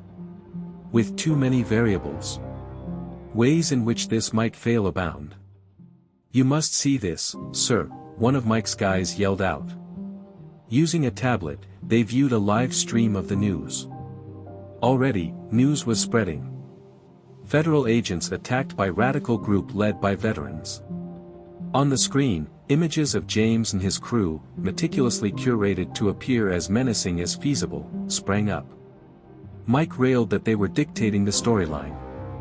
Presenting us in a terroristic light. Harrison's outside voice resounded. Wilson, it's over. Press teams will be here in just 5 minutes. Give in now, do your share, and perhaps we can resolve this. Grimacing, James grinned. His desperation is taking over him. He must have whatever is in those crates sealed before the arrival of actual federal agents. Sarah and Chain arrived at a long-ago pumped room in the underground. As they took a deep breath and considered their alternatives, water trickled from corroded pipes. Through that entryway lies the harbor. At the end of the chain was a massive door. Still, it will expose us to the world. Sarah retrieved her phone and showed him the documents that had been recovered. Take a look. There are more than only weaponry in Project Echo. Domination is at issue. Using real medical supply chains, they have been testing delivery systems. That is why the enterprises run by veterans were necessary. Oh, my goodness. The Chain relaxed and inhaled deeply. Moving weapons aren't all they are. To put them into action, they are constructing a network. The church conflict had progressed to a new stage above them. The guys loyal to Harrison were attempting to corner James's squad by releasing tear gas. However, they were prepared to endure harder conditions thanks to their extensive background in special operations. "Hello, Dave. It was time to use Broken Arrow," James ordered. "Do you really believe that?" Dave inquired. "It's only going one way. Losing a battle is sometimes necessary for winning a war." Everything went according to plan. It appears that important support structures for the church collapsed after multiple explosions shook its base. In their panic, Harrison's troops retreated, thinking the building was about to collapse. What appeared to be devastation was actually just the clearing of a passage caused by precisely controlled, shaped charges. James gave the order to move as his crew carefully made their way along their prearranged escape path. Their years of fighting had taught them the importance of having a fallback strategy. Though they were preoccupied with their own issues, Sarah and Chain in the tunnels could hear the blasts above. The harbor entrance was the only way to escape the approaching Berners' men. "Hold on a second," Sarah said as she carefully examined the layout of the pump room. "The water system of the harbor is still linked to these pipelines." The meaning was conveyed to Chain. "The old pumps can be activated. Burst the passages that lie behind us. I mean, it will buy us some time, but we'll have no choice but to face the wide air," finalized the Chain. "You have to pick the better, worse option sometimes." It was too late for Harrison to realize he had been manipulated when he returned to the chapel. The group led by James hadn't been ensnared. They had been patiently anticipating the optimal time to act. They were on the move now, making their way to the harbor, while Harrison's troops were disorganized and out of position. "Every unit has gathered at the port," Harrison yelled into his sound system. "No one can get to those bins. Killing permitted." Through the team's encrypted line, James's voice cracked. "Move to a higher position, Dave Ghost. Toss the containers onto the heap. Lead your troops along the shore, Mike. The freighter is my choice. According to Mike, that run is a suicide. Very possibly. However, someone needs to check the contents of those containers. We require documentation of what Sarah and Chain are currently shipping, even though the evidence they possess is vital." Sarah and Chain deliberated in the room with the pump. The creaking old gears started up, unleashing a deluge of water from the caverns behind them. Berners' men were shouting in shock and rage, which they could hear. "That will make them go slower," Chain grimaced, "but we just have 30 seconds until they figure out where to let us out." Project Echo documentation was written by Sarah. "Then we should ensure their significance." As they stepped out into the darkness, the harbor entrance swung open. The container operation was seen in its entirety front of them. A security perimeter was maintained by personnel in tactical gear while cranes transferred large cargo modules aboard the waiting Chinese vessel. In that spot, Chain indicated a known figure emerging from the shadows close to the storage bins. Not only did James manage to make it, but others noticed him as well. The darkness was sliced by Harrison's voice. "There is Wilson on the dock. Put an end to him." Gunfire erupted in the harbor as various armies clashed. While Harrison's men attempted to retain command of the operation, James's team offered cover fire from their positions. Amidst the mayhem, Sarah noticed their chance. She made it clear that the port master's office will be able to promptly contact the Coast Guard and keep track of all shipments that pass through this location. Chain grimaced and nodded.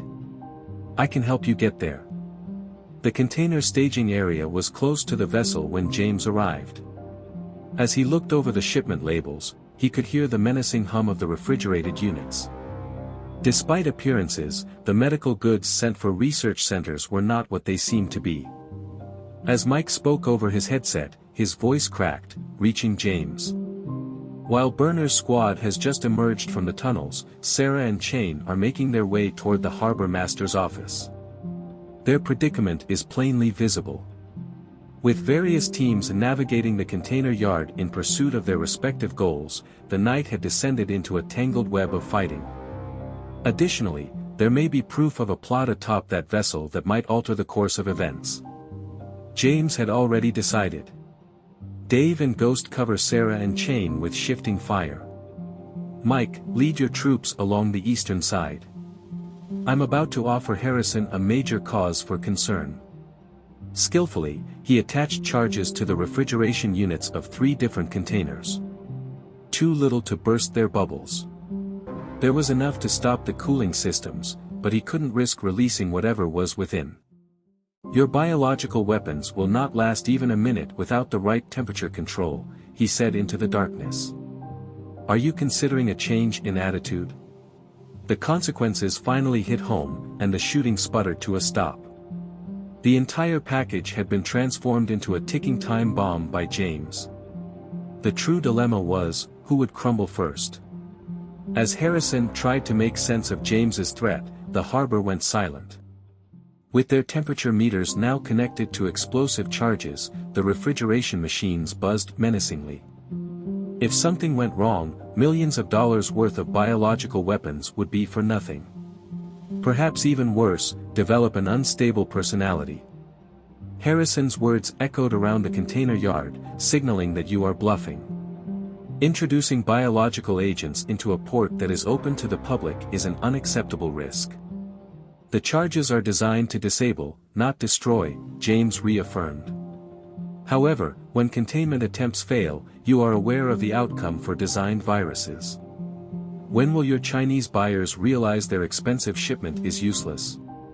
Sarah and Shane were working feverishly in the office of the harbor master. Sarah combed through shipping records, comparing them with Project Echo documentation, while Shane secured their position. There it was, she inhaled. Moving components through several ports, they've been utilizing veteran-owned firms as cover for every cargo and front company. The last meeting place was Newport. While observing other teams navigating the darkness below, Shane inquired, how deep is it, via the windows? Government entities, commercial companies, and the military all have a role. An important document had Sarah's hands frozen in place. Senator Morrison's personal signature is on this authorization. He's conducting it as well as being connected to it. Standing by the containers on the dock, James did not budge. As the enemy's whereabouts were updated, Dave and Ghost communicated through his earpiece. Uncertainty had crept into Harrison's men's tactics as they regrouped and formed a perimeter. Calm buzzed with Mike's voice, James. I sensed motion at the entrance of the tunnel. Rodriguez is doing well. The men of Burners are cornering him and holding him at gunpoint. As soon as James saw them, his jaw clenched. Burner, Rodriguez, who appears battered but stubborn, holds a gun to his head. As they strolled along the dirty pier, the suit-clad man from the tunnels looked out of place in his fancy shoes. What a predicament you've orchestrated, Mr. Wilson. Someone in a suit shouted. He sounded like the well-to-do from Ivy League universities. But I believe we should talk about the terms now. And who are you? Subject, Charles Whitmore, Special Projects at the Defense Department. But in official circles, I am non-existent. Similarly to Project Echo. Sarah was taken aback when she heard the name at the harbor master's office. Whitmore was a great man. You can find him all over these papers. He unknowingly used veteran-owned businesses as carriers in his distribution network design. Smart move, grimaced Shen. No one would ever guess that honorably discharged veterans would be involved in the trade of biological weapons. Our role is to play the heroic one. The scene before James was carefully examined. Rodriguez held hostage. Enforcing their perimeter, Harrison's men. A Chinese cargo ship waits in silence. He was able to assess conditions and identify pressure spots because to his years of experience in special operations. As Whitmore went on, this is what will transpire. The charges will be neutralized by you. Put your team and yourself last. We will make sure that your actions tonight are attributed to PTSD and not malicious intent in return.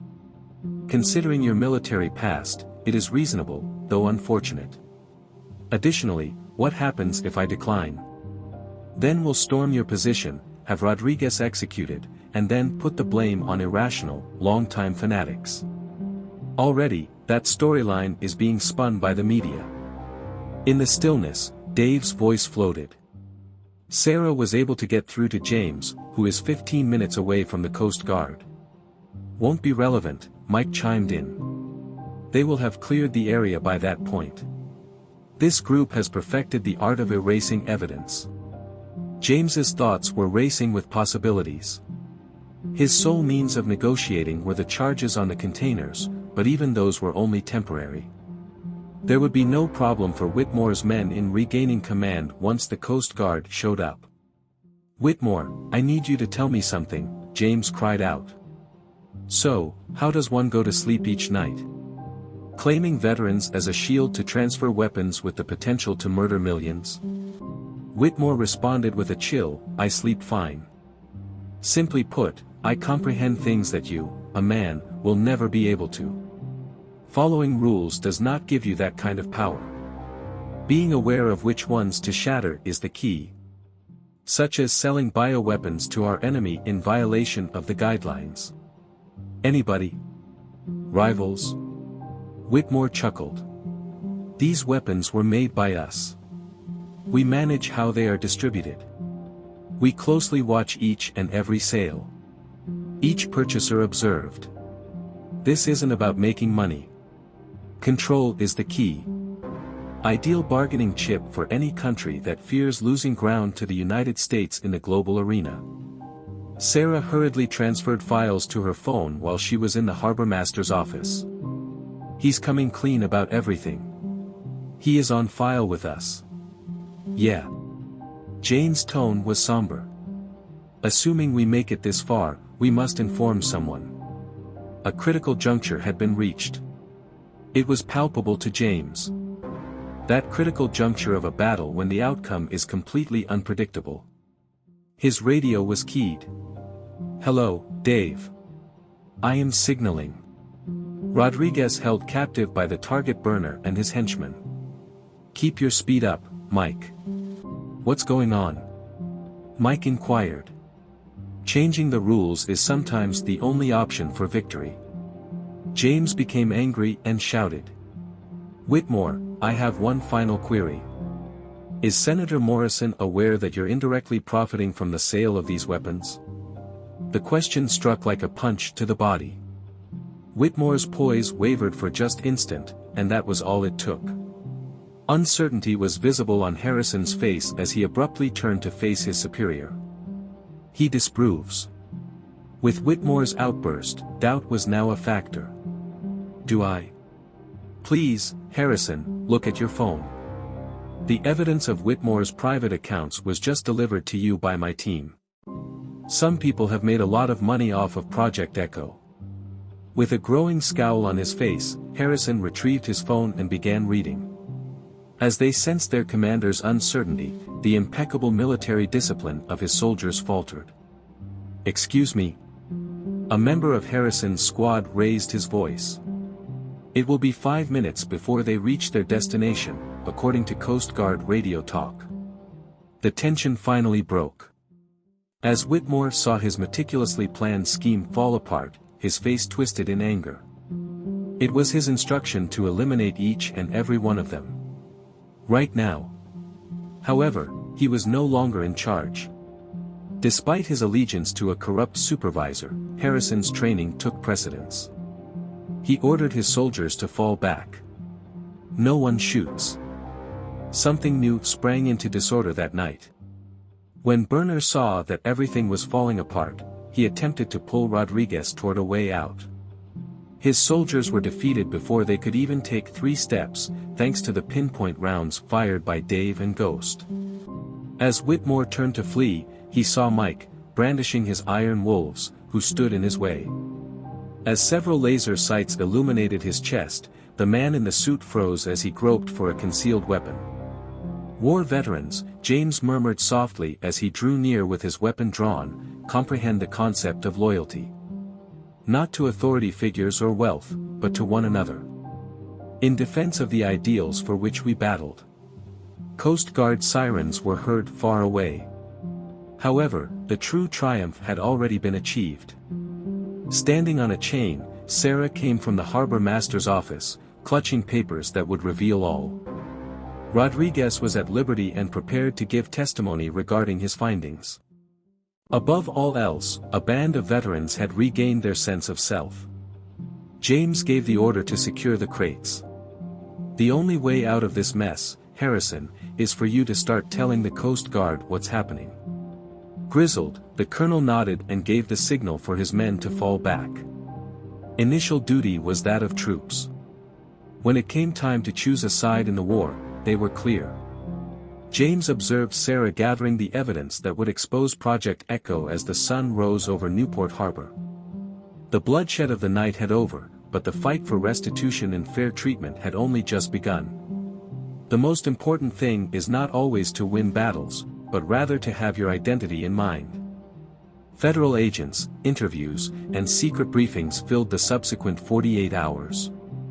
The bioweapons and the web of corruption that James's team had discovered had brought numerous agencies to Newport Harbor, which had transformed into a bustling metropolis. In what had become an unplanned command center, James's car shop office, he sat down in front of a little TV to watch the news. Every news channel carried the story of Senator Morrison's arrest, and viewers could see Whitmore being escorted away in handcuffs. Sarah, who had brought new coffee with her, entered the room and remarked that they were calling it the biggest breach of national security since the Cold War. A sharp outfit took the place of her scrubs. Over the last 2 days, she had been giving testimony to a federal grand jury. "Rodriguez, how are you doing?" James accepted the coffee and inquired. "Very steady. His word is vital. He planned the whole distribution system. Every port they utilized and every veteran-owned business they hacked. Tearing it all down will take months." Mike followed, appearing weary yet determined. The head of the Iron Wolves had worked tirelessly to aid federal officials in locating corrupted enterprises, all in an effort to save the veterans who had fallen victim to Whitmore's snare. According to Mike, the district attorney's office just notified him. Any veterans who were forced to participate can take advantage of the offers that are being offered. In return for testifying against the actual architects, you will receive full immunity. The Iron Wolves, too? Quietly, James inquired. A faint grin escaped Mike's lips. "It appears that your ties with the Foundation were successful. In order to better serve veterans, we are undergoing a reorganization. With every one of our abilities and every one of our bonds, but this time directed correctly." Sarah's vibrating phone rang. The Federal Task Team has issued yet another update. The records of Burner were located. It wasn't as if he were a phony veteran. He has participated in comparable operations on 3 different continents and was Whitmore's personal enforcer. James gave a glum nod. He knew just how to mislead actual veterans by using their stolen valor. With heavy folders in tow, Dave and Ghost rang the doorbell as they entered the store. Dave delivered the most recent findings from our contacts. Chinese consumers. It became out that they were CIA assets. As Whitmore intended to retain the actual bioweapons for his private customers, he was selling them fake samples. James pondered the idea of betraying everyone. Even his conspirators were from his own country and he had international contacts. There is no honor among crooks. As for honor, Ghost chimed in. Harrison is totally on board with this. The individual claims that he was informed that the operation had the approval of those in charge. The civilian targeting and private transactions were news to me. All the things they had found weighed heavily on the room. Weapons weren't the only focus of Project Echo. It has always been about making money off of veterans by taking advantage of their devotion and sacrifice. There's another scenario that's coming up. A chain rang out from the threshold. The media is beginning to delve farther. How a handful of veterans were able to uncover a conspiracy of this magnitude is being questioned. On his feet, James made his way to the window. Reporters had assembled outside in the hopes of securing interviews. It had all come crashing down, according to the official narrative, that seasoned radicals had attacked federal agents. The truth was what they were seeking now. In a stern voice, Sarah told them to ask. Someone needs to tell the truth. Concerning Project Echo and the system's failures to veterans in general. Forces them to the brink. In accord, Mike gave a nod. At last, we have a foundation. This is an opportunity to alter the way our nation welcomes returning service members. Someone called James. An encrypted channel stemming from his former SEAL connections. His face turned grave as he listened to the short call. Describe it. After James ended the call, Dave wanted to know. There's more to it than Whitmore. One operation was Project Echo. Other options are available. Exact same techniques where veterans are used as unsuspecting cover. Compared to some of them, Echo appears diminutive. As everyone realized what had happened, the room went quiet. Even though they had accomplished their goal, the war was still very much ongoing. What shall we do now? It was clear from Mike's tone that he knew the answer before he even asked. James looked down at the assembled faces as he shifted his gaze from the window. Sarah, who is resolute in her purpose. Mike rediscovering the meaning of honor. Reunited, his former SEAL crew is prepared for action. This includes the reshaped Iron Wolves. Willing to put an end to my wrongdoing by preventing the exploitation of other warriors. We build something new, James finally said. A community of veterans supporting other veterans, providing for them upon their return and shielding them from traitors like Whitmore who would exploit their service for their own ends. Using the resources of the Foundation, Sarah continued, capturing his idea. Additionally, Mike added to the relationships between the Iron Wolves. Additionally, we have extensive expertise in special operations. After Dave finished, he was done. Chain beamed. It seems like we're launching an entirely new conflict. War was not what James meant. An objective. The kind that we ought to have been opposing from the start. Keeping our own safe. Taking a stand for justice. Government officials persisted with their probe as members of the media squawked outside. However, a fresh objective was emerging amidst the serene atmosphere of the car repair shop's office. A cancer was eating away at the veteran community, and the violence of the night had shown it. On the other hand, it had demonstrated the strength of fighters who stayed committed to their mission. According to James, the first thing to do is contact any and all veteran-owned businesses that could be at risk. Notify them. Keep them safe. Provide an exit for them. Those Iron Wolves are up to the task. Then Mike stepped up to offer his services. We have chapters in 12 states. Virtuous folks who erred but never sullied their reputation. We can work together with healthcare facilities, Sarah and I, Blink added. Keep an eye out for questionable trends. Find possible people to attack. Ghost and Dave looked at each other. Within the special operations community, we maintain communication. Particularly those who should be aware of the current situation. With a nod, James let out the relaxed exhale of a mission that had been meticulously prepared. Now we can begin. For the simple reason that someone like Whitmore is probably approaching another veteran right now. A stranger presenting them with an enticing proposition that seems too good to be true. Sarah declared with conviction that it will not happen anymore. Not if our opinions are to be believed. As the sun rose above Newport, it formed lengthy shadows that could be seen through the shop windows. Even though nightfall had come and gone, the actual labor had only just begun. Truth, honor, and the unfaltering devotion of soldiers who never forget their pledge are sometimes more important than weaponry in fighting a major battle. After the confrontation in the port had passed for 1 month, Wilson's auto and Marine were nearly identical from the exterior. After the vandalism was fixed and the windows were replaced, regular customers came back. On the interior, though, the store had taken on a much greater significance. James examined the protected screens that Dave and Ghost had set up in his enlarged office. An early warning system for detecting unusual approaches or potential compromises was shown, which included feeds from veteran-owned businesses across 3 states. While carrying a bulky binder, Sarah made an announcement about the most recent report from the task force. Taking time off from her job at the hospital, she helped manage their expanding network. 37 companies were being considered for possible roles as transportation nodes, and they've already identified them. Just in time, we arrived at them. The Iron Wolves, too? James inquired, even though he was well aware of the response. Notable changes had occurred inside Mike's organization. They have helped foil 3 separate infiltration attempts this month and are now officially recognized as a veteran support group. Seems like ex-warriors are great watchdogs after all. A hybrid garage/operations center had been constructed out of the shop's primary bay.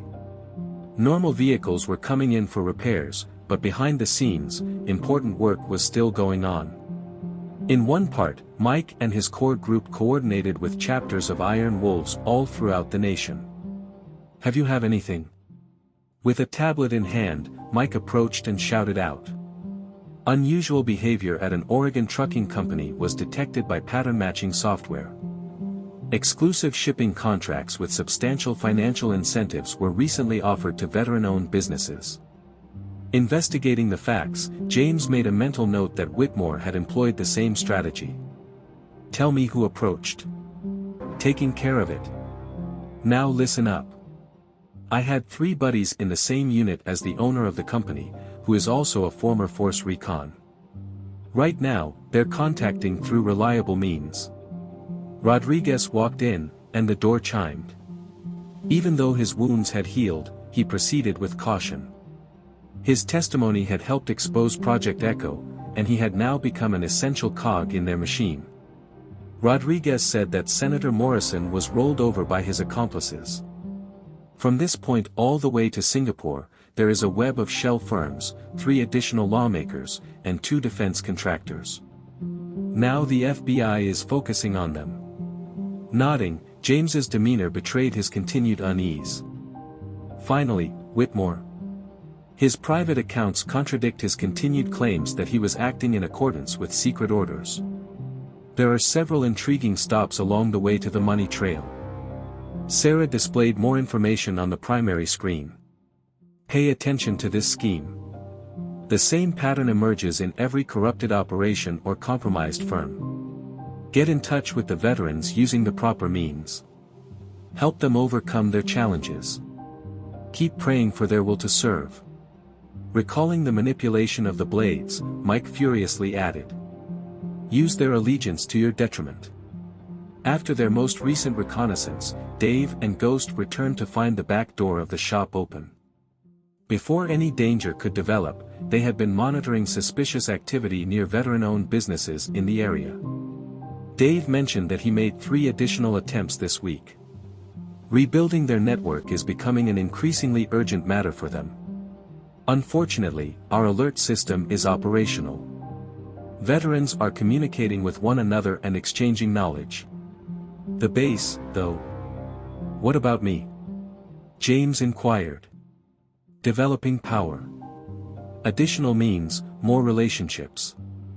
Ex-special operations teams are offering their assistance as volunteers. Support provided by intelligence analysts. Messages being disseminated via appropriate pathways.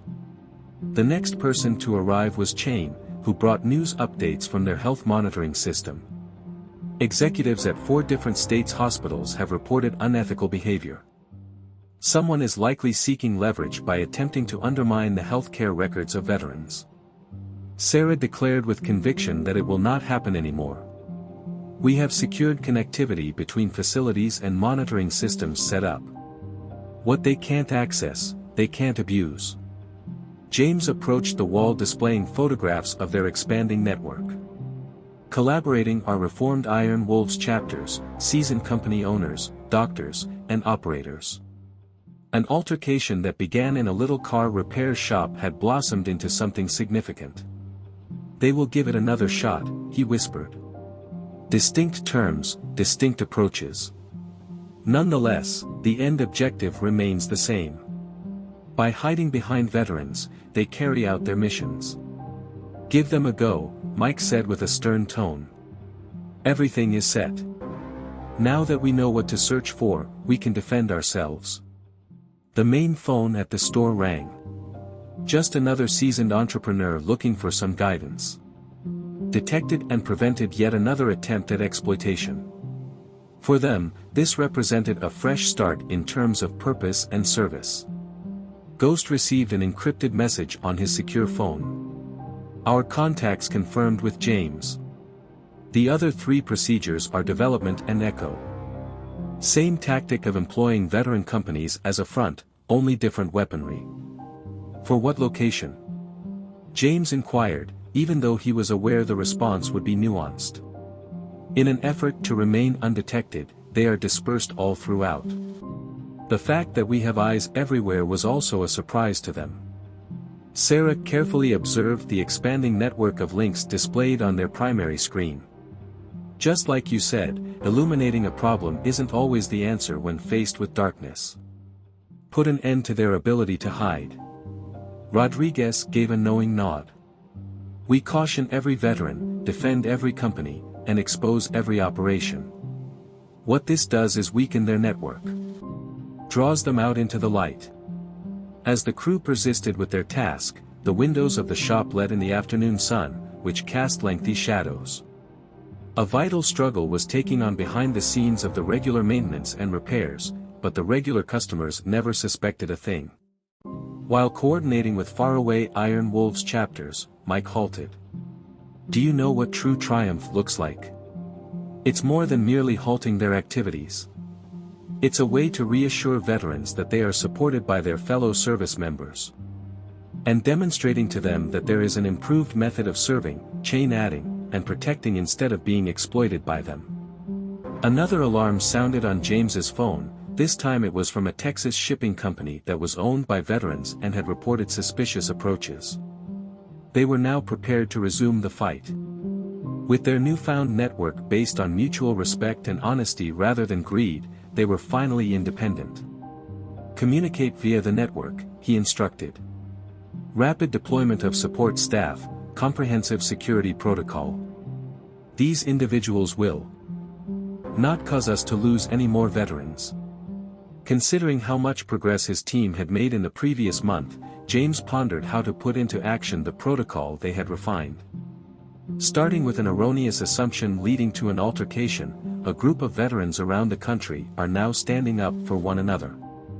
Still visible on the sign was Wilson's Auto and Marine.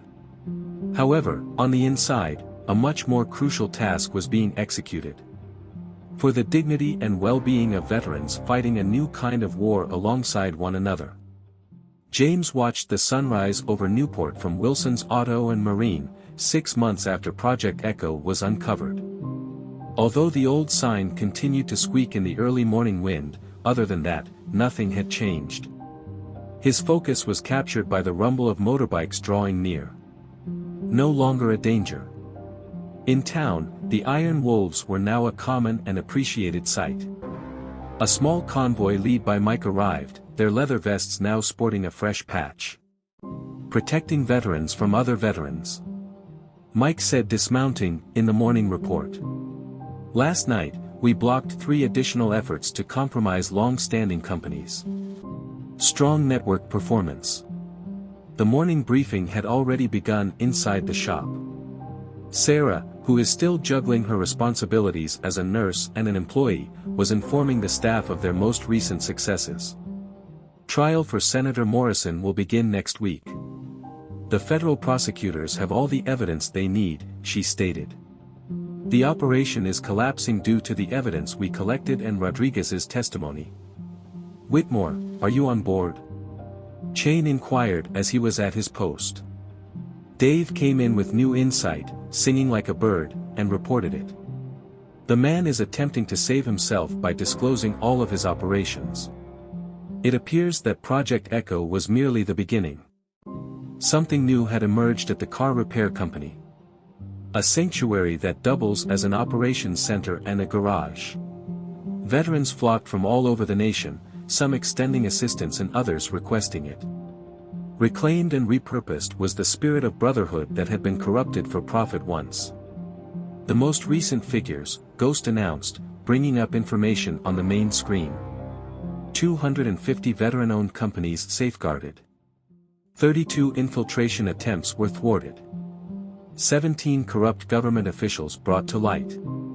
James looked at his teammates' expressions.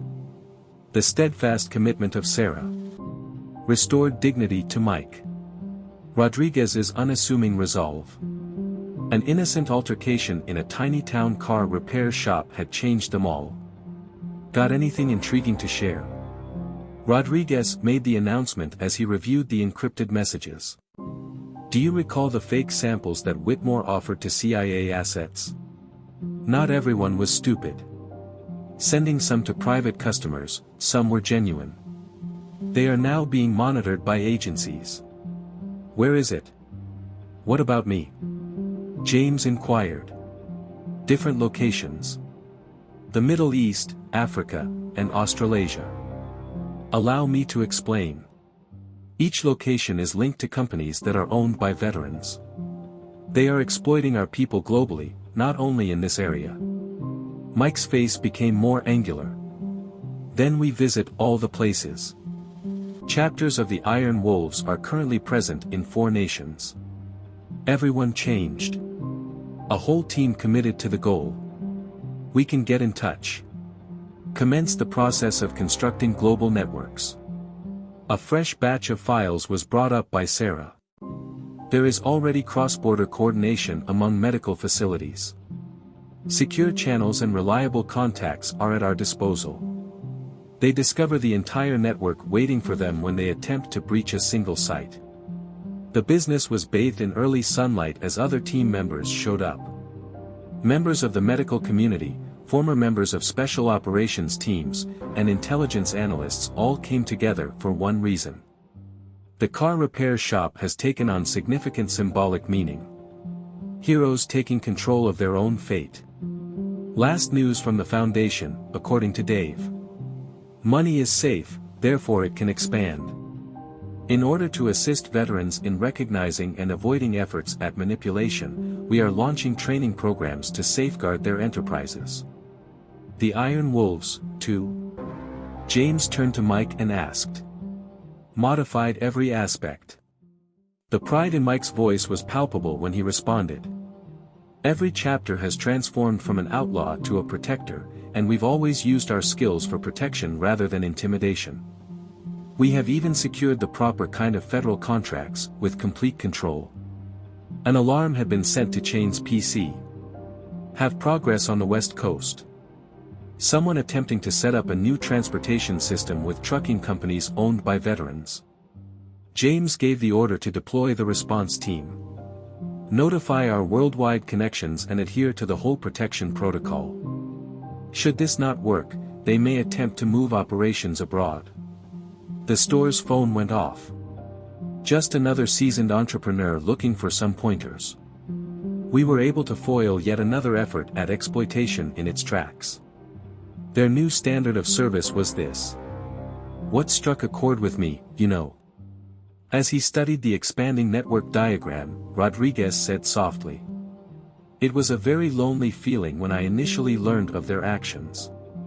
I assumed no one would take a veteran's allegation of a conspiracy seriously. Sarah reassured him that it was no longer the case. Unlike the phony support Whitmore's staff promised, every veteran now knows they have true backup. Joe observed his crew as they worked. Nobody lost sight of how they fit into the bigger picture. They were no longer involved in the original dispute that had united them, but it had ignited something far greater. A group of veterans standing up for other veterans. When heroes regained sight of why they fought, Ghost announced the arrival of a crucial communication. The CIA is making moves on those foreign websites.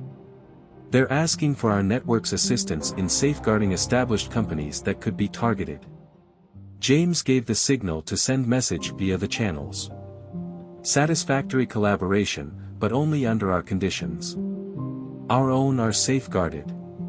Grimacing, Mike grinned. From small-town criminals to global corporations. I never imagined my iron wolves would wind up in trouble with the authorities. Greatest form of atonement, Chain complied. We will fight for the light by applying what we learnt in the shadows. As the sun rose higher, the car shop buzzed with activity. Maintenance clients continued to visit for their fixes. Little did they know that a vital mission was going on in the background of the usual upkeep. Vets assisting other vets. Heroes defending heroes. While going over medical records, Sarah mentioned that she had something else. Those blackmailing attempts involving medical records come to mind. We have recently discovered 3 further intrusion attempts targeting veteran healthcare records. We were prepared, though, for this occasion. Finally, James was done. Why? Because we now get it. The power they sought to employ in our demise. The fraternity they sought to undermine. No matter what, that was our biggest strength. All they did was demonstrate its proper usage. Outside, further motorbikes showed up. Standing by for duty are the members of Razor. They no longer wear their leather vests as a sign of aggression but as a means of defense. Members of the crew coordinated their reactions as the security monitors inside monitored any possible dangers. W.L. Wilson's Auto and Marine was still visible on the sign. A little squeak in the wind. It had evolved into something more, though. An enduring symbol that guides returning service members.